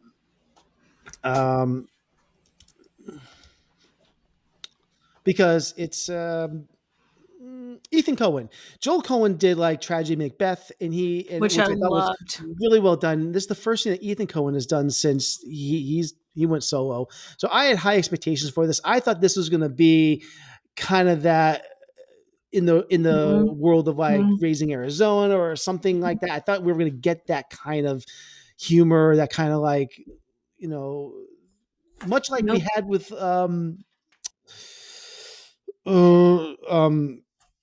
what's the movie I love? Love Lies Bleeding. Love Lies Bleeding. I thought that's the movie we were going to get, but we didn't. And this, it just didn't work for me. Just a flaccid dildo. And Matt Damon in this, I don't know what he is doing in this movie. It's just the storytelling just didn't work for me. I don't know. What can I say? So, but the three-way tie is also Bike Riders was on this. I think Bike Riders I might give another shot sometime because I think Bike Riders is a well done movie. It just didn't reach my expectations for it, but it's so like it's a little bit of Goodfellas, it's a little bit of something else, and like it's derivative of felt like other things, and it just didn't feel like it all was cohesive enough for me. But I don't think it's a bad movie. I just wanted something little more from it. So I don't know. The other movie is, and it really is not, I don't know if it probably shouldn't be a disappointment because I had a feeling that I wasn't going to like the movie, but I love Yorgos Lanthimos, but I watched Kinds of Kindness and I was just like, what the fuck is this? That's also what happened when I watched Kinds of Kindness. Yeah. Well, and I have not walked out of one of his movies with like feeling that way ever. And it was the first time I can say I did not enjoy this movie. So, you and I are sicko Lanthimos completionists, and it's a rocky road if you want to watch every one of his movies. It's a bumpy ride. Yeah. So yeah. Okay. So, but I'd say Driveway Dolls is the top of that heap. Yeah. Okay. Sam. Anything? Samuel Cole. I'd say for me, I didn't hate the movie. Like I think I'd give it like 2 or 2.5. But for me, I had different expectations with Civil War, and I remember that was heavily marketed in the spring, and I was really looking forward to it. I didn't dislike it. It was just a different experience that I was kind of expecting, with some really good moments. But that was a surprise for me, a slight disappointment. Even though I would revisit it for sure. Just not right away, but I will definitely watch it again, and who knows, maybe my opinion will change. Yeah, that's the thing about a disappointment, right? Doesn't mean it's like your least favorite. It's just the one that didn't match your expectations. Yeah. Well, let's pivot right away, Sam. If there was something this year that you would give a chance and watch again, what would it be? Because that's our next category. I would. Maybe you didn't love it. Maybe you I love it, but I that's what did this not category is. love Twisters. I thought it was pretty good, and I would watch that Mm-hmm. again absolutely because I feel like I would have more fun with it. It's also again expectations, movies with no expectations, and I love Twister, the 1996 film. Like love, love, love, such fond memories. But I liked Twisters. I remember giving it a relatively positive review, but I would definitely see it again. It's been a while. Okay. It's been a while. I saw it the one time in the theater. Like I'm due for another Mhm. viewing. It's fun. Okay. Feel it. You know, if you're feeling it, Yeah, go chase it. Good, chase it. Why not? B, do you have anything that you are, maybe it wasn't your jam, but you were like, Okay, willing like to- the willing to- deserves a second yeah, watch. deserves Yeah. another shot. Yeah. This movie actually was my jam, but I think it's only going to continue to go up on rewatches. Was a Monkey Man. So fun. That's my pick too. Yeah. Yeah. It was so fun. You know, this didn't feel it obviously comes from John Wick and a lot of kung fu movie, and it's from that school of thought, but it didn't feel derivative. It just felt studied and smart and interesting and fresh, and I want to see more of it. I liked it a lot, and it's been kind of on my brain, and I feel like I'm ready to give it another watch. Yeah, I watched this. It came out over the summer, I think June or July. I remember watching this, and I think I was just so exhausted seeing this, and like this movie pounded me into submission. Yeah. I remember, and this movie deserves another watch for me. The other movie I might put on this is a movie that I know you love, and I probably don't know why I don't love it, and that is, I Saw the TV Glow. Because this has been on so many people's top 10 lists. I'm like, I probably should give it another shot. So, It's yeah. okay, you know. Yeah. I know. I want to. Okay, another category I want to see here is, What can you not wait to repeat? yeah, what can you not wait to repeat? Yeah, that's another category. Yeah, anything you can't wait to watch again, Sam? Rings of Power season 2, like hands down. Yeah. I'll watch Stand it in your again. power, Sam. I appreciate it. yeah. I will watch it again, probably right before season 3 comes out. Yeah. That's the plan. Okay, It's Great. good. It's good. what's your pick B? Terrifier 3. No, really? Nice. Yeah. I'm down to clown. What can I say? I had a great time with the franchise. I love a spooky movie. I love a gore fest. Big fan of those. So yeah, give me. I have a give me feeling I more will art. enjoy those. I have not seen a single one, but I saw a trailer and I was hooked. So I have a lot of movies I to watch. feel like you'll like the second one the best, but you know. Interesting. Now I have to see it because I want to know what you mean by that. I'm looking forward to it. Yeah. I don't really have a good answer for this, but Is it also Terrifier 3? no? Because that's a great answer. Just no bias. Oh, Honestly, I know. It's got to be If, right? Oh God! Uh, Actually, I might want to see Dune Part 2 again because I feel like Hmm. I need to. I really loved that movie and might actually move up higher on my list once I see it again. So yeah, mm. yeah. I'm so glad to hear that. I remember you had second thoughts when you first saw it. Like I'm happy it improved. Like Yeah, well, it has totally. I hear that. Mm. All right, next category. Okay, what is everyone's least favorite movie? Not the movie you hated the most, but what is your least favorite? Because we're a positive podcast here. Movie of 2024. Oh, man. God, I really don't know on. That's a conundrum for me because Oh, go ahead, Sam. no, I was just gonna say I have ones that I like dislike, but they're not like least favorite is too. I don't know. You go ahead. I gotta think. The movie you loved the least, or the movie. Yeah. That was a nice way. Yeah. You don't want to offend any of these people. Like Sam, I said know. earlier, this year didn't hit the highs that last year hit for me. But I had like a lot of lows this year. And I actually had a lot of movies competing for this particular superlative. But I landed on Strange Darling, which I think is a little bit controversial, but I didn't get it. I don't think it was a good movie. Talking about Art the Clown and Gore Fest, I like that. I liked Love Lies Bleeding. It's not a genre issue for me. I didn't like the style of it. I didn't like the stilted acting. I know that can be a style that some directors employ. I don't think it worked here. I thought the twist was predictable and barely a twist. I went into it kind of expecting like a mid-level horror film, and I walked away from it just pretty unimpressed. Didn't like it at all. And there are a lot of movies that I thought were on that same low level for me, where I just was not engaged with it. But Strange Darling was the one that I thought took the least big swing, made it the least interesting to not like, if that makes sense. Mm-hmm. Okay. That was on several people's top 10 list as I well. know. I know. I think there's just something I'm missing. Yeah. But I actually had a three-hander here as well, but I think the one that I have to go with,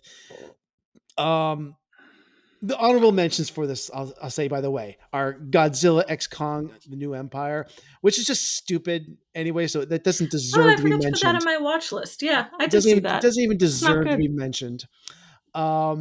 Tarot, which I saw, which is just bad all the way around. But a movie that really deserves this trophy because it is, I think, earnestly trying to be a good movie, but it's just terrible, is Argyle. Wow. I totally forgot about that film's existence until you just mentioned it. Yeah. Is just so bad.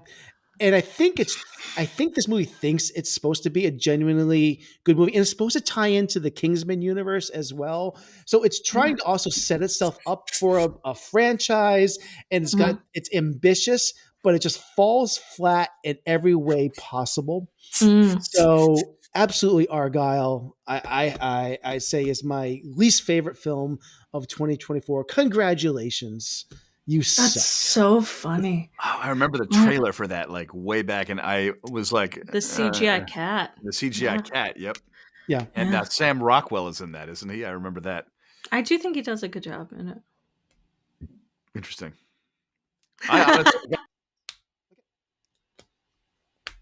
Sam, did you have something, or are you? Honestly, I didn't. I don't think I've seen enough movies to be disappointed. Okay, I gotta just drop it. Yeah, sorry. We'll can't believe none of us have chosen Joker. Because I actually think that Joker is a pretty punk rock movie. Yeah. I don't love it, but I kind of dig what it's trying to do. I kind of dig the middle finger that he's given. Yeah, exactly. Yeah. Okay. 2 more categories here. I think we can knock out here. What is the we didn't get it movie of 2024? A film that is heavily praised that just didn't resonate with us. Juror number 2. I have to say Civil War. Sorry. I really don't hate that movie either. It's irksome. B, you said Juror number 2. Yeah, if that fits. I mean, it kind of does it, but it's been kind of divisive as well. Your opinion on it is not I've heard a lot of people either love it or hate it. So I would also say I would say Wicked then, if that is more of a highly praised. You can say anything you want. Yeah. All right. What do you want to say? I don't know. It's not going to Tombstone, so I mean. Yeah. That's true. Juror number 2. Okay. Yeah. Just throw Clint Eastwood on it. That's fine.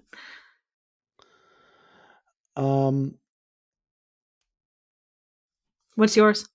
I don't know, because I think I forgot to make a. Is it? I think I forgot to fill this one out. Film that. Well, I'm gonna have to just wing it here. Keep this in. Yeah. It's good. I guess I have to go back to I Saw the TV Glow. It's on so many best of lists, and it should have. I feel like it's catnip for me, and it just did not. Hey, sometimes that happens. Yeah. Another movie that I don't know if this qualifies as a 2024 release. It is. I'm seeing it on some, even though it didn't get a U.S. U.S. release until this year, but it came out last year.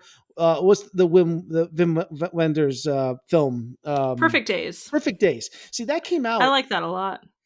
only in the U.S. this year, and that's a movie I need to rewatch My top again at 20. some point because I've actually seen it on some top 10 lists of this year because it didn't come to the United States, I don't think, until this year. And that's a movie that that should be in my top 10. I loved And it. yeah, but I guess I will stick with I saw the TV Globe. Yeah. Mm. Okay, so I think is this our last?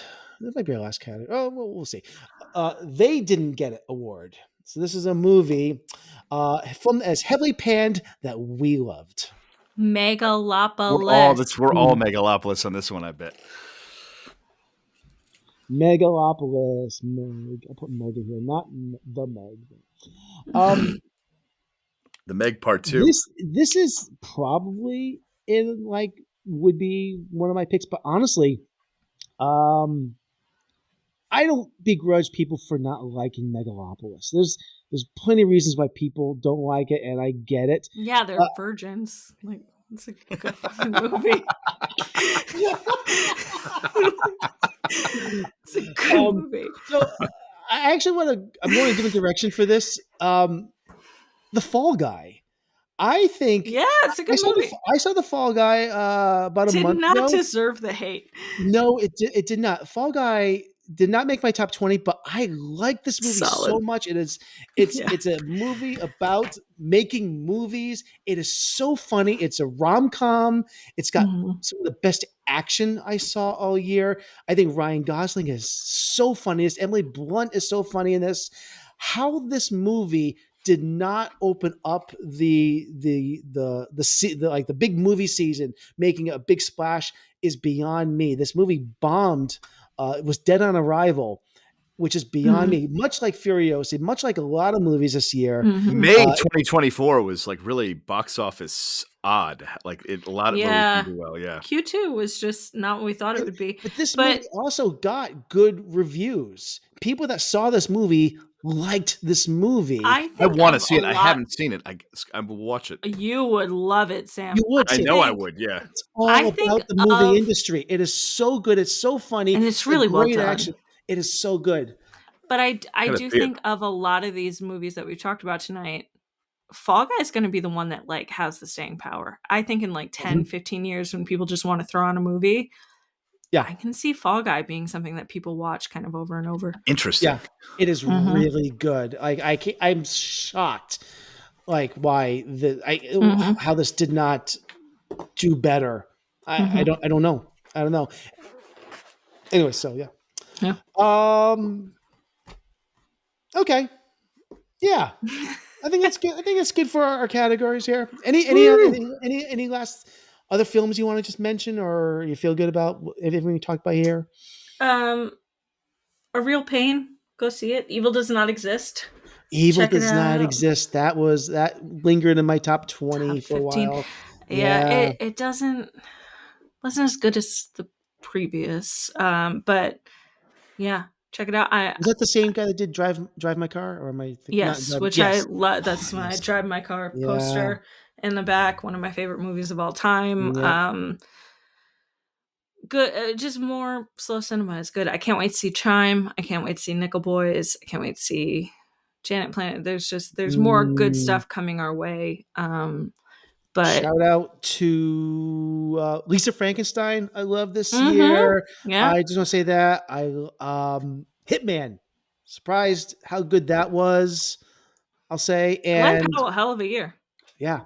And last thing I'll say, what was one other one? And then I'm gonna shut up about movies for the year. I can't think of it now. I will say briefly, I liked Land of Bad with Liam Hemsworth and Russell Crowe. I enjoyed that. What came out way early in the year, but that was a fun like action movie. Russell Crowe's performance was great. I went into that with zero expectations, and that certainly helped. But it was very like old school, like felt like 80s pacing. I enjoyed it. There's been a few of those this year. Yeah, I did. Yeah, you're like, yeah, I like it.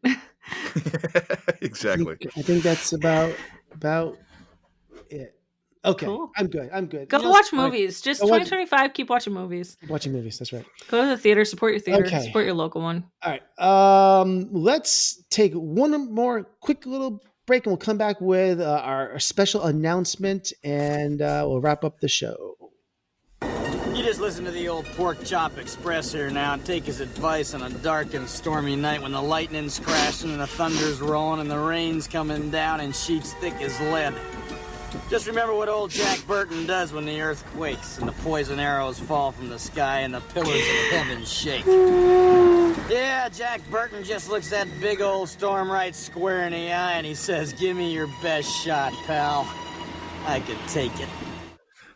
You know, if I ever were Big to trouble. have changed the outro of our podcast instead of A meal for Tombstone, sister. yeah, Oh, yeah. that would have been the outro quote. That's, You know? that's a great. Yeah. I love Big that Trouble. quote. I love Big Trouble. Jack Burton. Jack Burton. It's no Snake Plissken, but it's pretty good. He's got so many great characters. So There was a Jack Burton, like, hang on, guys, I'm here. It's all set. A Jack Burton for President 2024 T-shirt that was circulating around at one point, and I was like, Oh, you know that's what? pretty I'm good. down. That's pretty good. all right, so it is time. We just need to make an announcement that's very important about the podcast, Back to the Frame Rate. So here we are, our 99th episode, and this is coming out. What's funny is after we've had our 100th episode. So this is, hard to talk about, but we have made the decision that we are going to move on from this podcast. And the 100th episode is going to be our final show, our final episode. And there's several reasons for doing this. We have a lot going on in our lives, and the podcast is a lot of work. I probably put at least 18 hours a week into every episode. So, me, nobody cares about that. I know.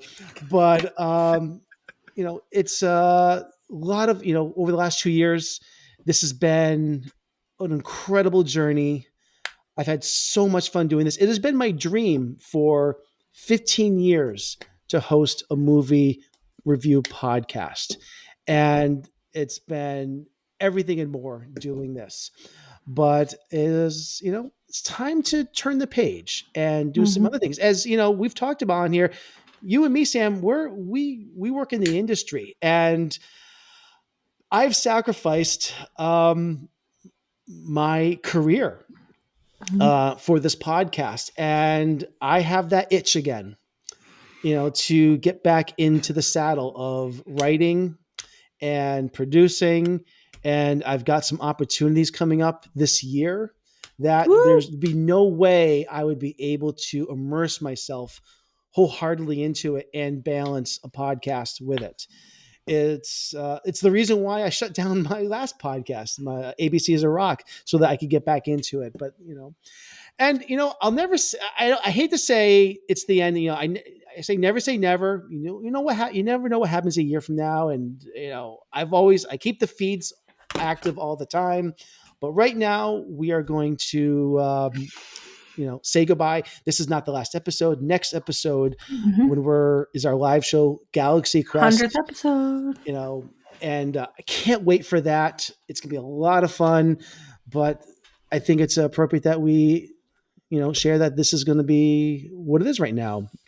So, yeah. 100 episodes, very impressive, a good run, a quality It show. is. Yeah. Most podcasts only last between 7 to 10 episodes. Which is because pod fade sets in. Podcasting, to maintain a podcast is a lot of work. It's hard. And I don't think when people start a show, they realize how much work it is and how hard it is. So, I've now produced 170 plus episodes of podcast, and it's or something like that. So Mhm. yeah, I'm pretty seasoned at this now. So it's Yeah.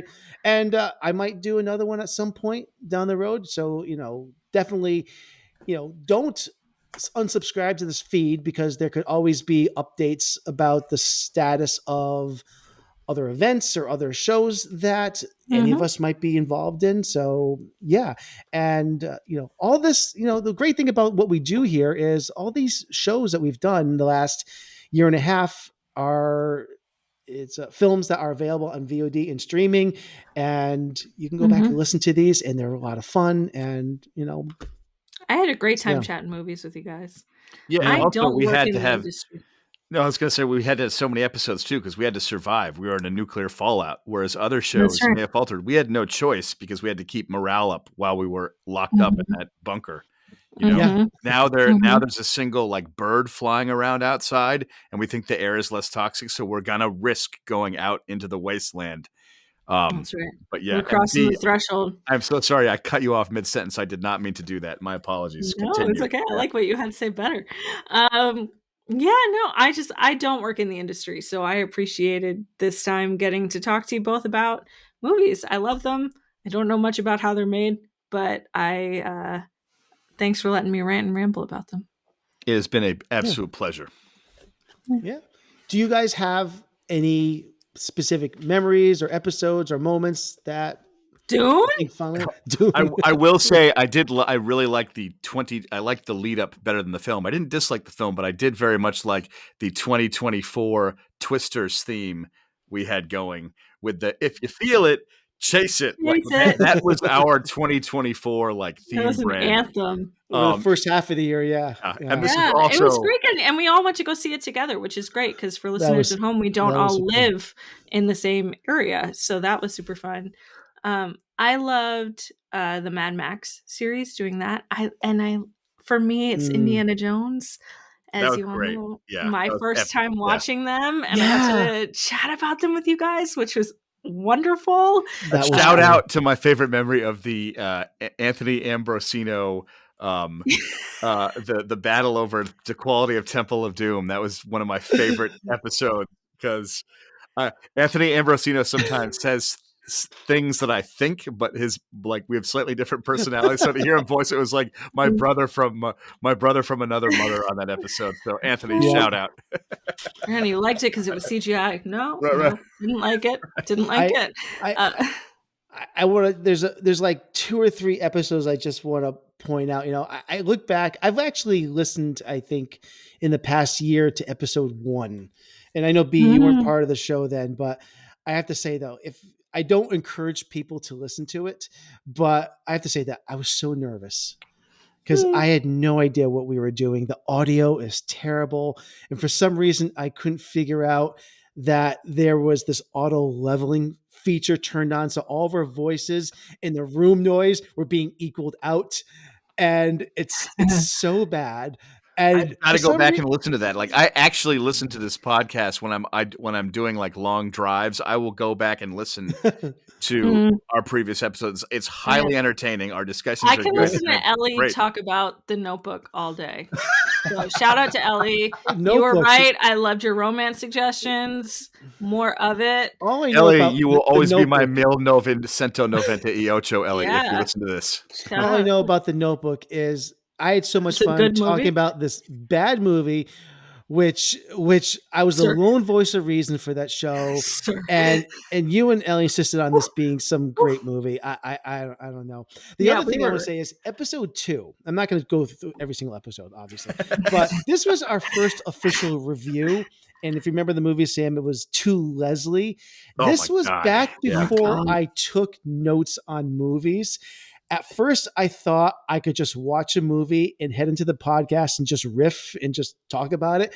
This episode is probably our biggest disaster of all time. And I got to hear 1 and 2 in the so car. Yeah, woo. completely unprepared. I had no idea what to say because I had nothing prepared. Sam, is this later when you later confessed that you didn't finish the movie? Was that this movie? Was it that? I can't remember if it was that film or another film. Oh, There was yeah. one that Because I this did. would make this would make sense because Ellie, this is the one where Ellie didn't understand the assignment, didn't watch the movie. No, it wasn't that one. You know what it was? And now that it's like the end, I will admit this because I have since seen the film and I enjoyed it, but I only saw the first half of, it's been a while, but I only saw the first half of The Woman King. Was that the name of it? Oh, that's what it was. The Woman King. Yeah, that's what it was. Movie. And it was not on purpose as a time thing. And you noticed you're like, Sam, I noticed you're really quiet during the second half. I was like, I don't know. But like, I fell into silence because I was like, I do not know what they're talking about. I don't know what to do. I'm trying to like hide the fact that I now I got to listen to that episode. And then you made us all watch Ernest. I did. Yeah. I did. It was my joy to make us watch Ernest, and it was my joy to push Galaxy Quest relentlessly for our 100th podcast. And you I still have yet to give you guys Blu-ray presents, but expect certain thematic conversations to come in the mail to you. You know, might my be God. like, yeah. It's going to be Gremlins 2, isn't it? I hope so. It's a possibility. It's a possibility. Yeah. I hope so. I would say one of the episode 23, this is where a lot of things changed, where we did our first director's retrospective and we did Always. And I just remember Ellie hated this movie so much. And this is where we started adopting like monthly retrospectives, sort of like we dipped our toe in it. But I just thought it was so hysterical because she was just so offended by this film. And I think she mentioned she fell asleep during a part of it. And to quote Nathan, I vividly remember you being like this, and I apologize for my like terrible, not quality Nathan Sewer impression. But you were like, okay, Sam and I will discuss the film then. Okay, thank you for participating, Ellie. And so, Sam, what did you think? That probably is what I said. Yeah, because there's nowhere to go in the conversation. She's like, I didn't like it. I fell asleep, and you're like, well, okay. Well, thank you. And I also remember Exorcist 2. That was brilliant. How could I forget that? What's great is that we all hated this movie, but it was so much fun to talk about a bad movie, which is something that we didn't get to do very often on the show. Like, like just an outright terrible film where we could just like dig into like why this is what so the bad. fuck happened. Yes, which is kind of too bad that we didn't have that like we watched so many great films. Oh god. Yeah, we did. I loved our first noir retrospective. I had so much fun with that. Oh my god, that was great. I love 2023 and Noirvember both years. Big fan of that. Fond memories, especially of 2023, because I was like on the road in British Columbia watching many of those films for the first time, and so I really enjoyed like that discussion. And, like, being in a different environment, that combination provided for good memories. Yeah, I still don't forgive you two for making my first episode Amistad. Do you guys have a favorite movie that we reviewed on this podcast? Oh, that's hard, but maybe that you've never seen before. That would be the more of the caveat. Something you hadn't seen that you were forced, that you never would have watched, but we watched because of this podcast. I have one. I have a few. Looking at outside of Raiders of the Lost Ark, because that was just such a fun series for me. New for all of us because it was a new movie. The Holdovers has stuck with me. Yep. Okay. Holdovers is great. I'm literally just looking at the list right now that I hadn't seen. Ooh. Oh, I know, definitely. You know what? For me, it was when we were doing our Chris Nolan. I was thinking that for you, Sam. Following. It was 100% Following. That movie. Following? Yeah. His first movie? Yep. That's right. You like that movie a lot. I like that movie a lot, and it like shaped like my whole. It shaped a whole new idea of like, ooh, low budget filmmaking. Interesting. Like, never seen it done quite like that. I thought it was brilliant. Micro budget, yeah. I'd say for me, the movie that I've always wanted to see it, but if it wasn't for this podcast, I probably wouldn't have gotten around to it as early as I did, and that was Portrait of a Lady on Fire. Yeah. Which I adored that film. I really loved it. Yeah. And that I really so thankful that I got around to seeing that. Yeah. I know Memento what the for me too. Memento is up there, which is crazy because it's such a classic movie, but Yeah. I I haven't gotten know. to it. I totally hear that. I know what the best quote though is of all the movies we've seen in the entire podcast. Best quote of all of them. If you You're feel about it, as interesting to me as a blocked toilet is to a fucking plumber. Al Pacino, Insomnia. I'm sorry. I actually think the Insomnia quote is, "They found her in a garbage Yeah, bag. bar garbage bags. Her body was in a garbage bag." uh, This Stop it. guy You're crossed the making me- line. He didn't even blink. all right. You're making me not want to end this. All right, stop. All right. Good Okay. times. Good times. Come see Yeah. our 100th episode where we riff on Galaxy. Well, by the time this comes out, that'll be past. Thank you for coming to our 100th episode where you saw Galaxy. It was incredible. Oh man. Yeah, it was so much Like that fun. last incredible night. Yeah. rainstorm that night. It was amazing. 100th episode was amazing. Magical. Thanks to all those people that came out and praised us. Yeah, it was good times. Yeah, They that said, was good. Please don't let it end. People tell me it was the most sold out crowd ever. Way more than Barack Obama's inauguration. Way more. Totally. Yeah. Way more. Way more. It was bigly. It was big. It was huge. Huge. Bigger than Coachella, I hear. It was bigger than Coachella. Yeah. By All the way, right. should I do one last Mark Wahlberg? Guys, we got to worry about the bees. What are they doing? There's something in the wind. What the Go fuck? see The Beekeeper 2024. Go see it. Flight risk. It's Cheers. coming. Y'all need a pilot. All right. Well, we've still got one more episode we're doing at the live show Galaxy Quest, which I am really excited about, and we'll have a good time then, as Harry Chapin said. All right. So long, folks. All right. So yeah, let's wrap this up. All right. Well, You know what? I have one more bumper queued up here. I don't know why I have 3 bumpers. Should I just play it because it's here? I just want to throw in really quick one my last comedic line for this series. Jim Carrey from oh my God, my brain is not Liar Liar, the God one. What's it called? Bruce Almighty. He's like, this is Bruce Spanglin, whatever, signing off from Channel 7. See you later, fuckers. and that's You know the what? way the cookie crumbles. I'm ending it right there. No more bumpers. All right. That is the show for this week. Back to the Frame Rate is part of the Weston Media Podcast Network. Special thanks to Brian Ellsworth for our show opening. On behalf of all of us, we bid you farewell from the Fallout Shelter. If you're enjoying the show, please subscribe for another week and leave a rating review on Apple Podcasts, Spotify, or your favorite podcast platform. Find all of our episodes at backtotheframerate.com, and you can follow us with our handle, Back to the Frame Rate. Your support brightens our bunker. Until next time, stay with us, keep hope alive, and share our show with your friends. This is the end of our transmission.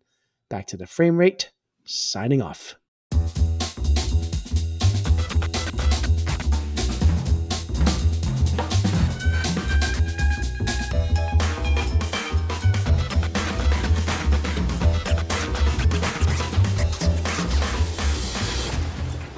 I want you to know it's over.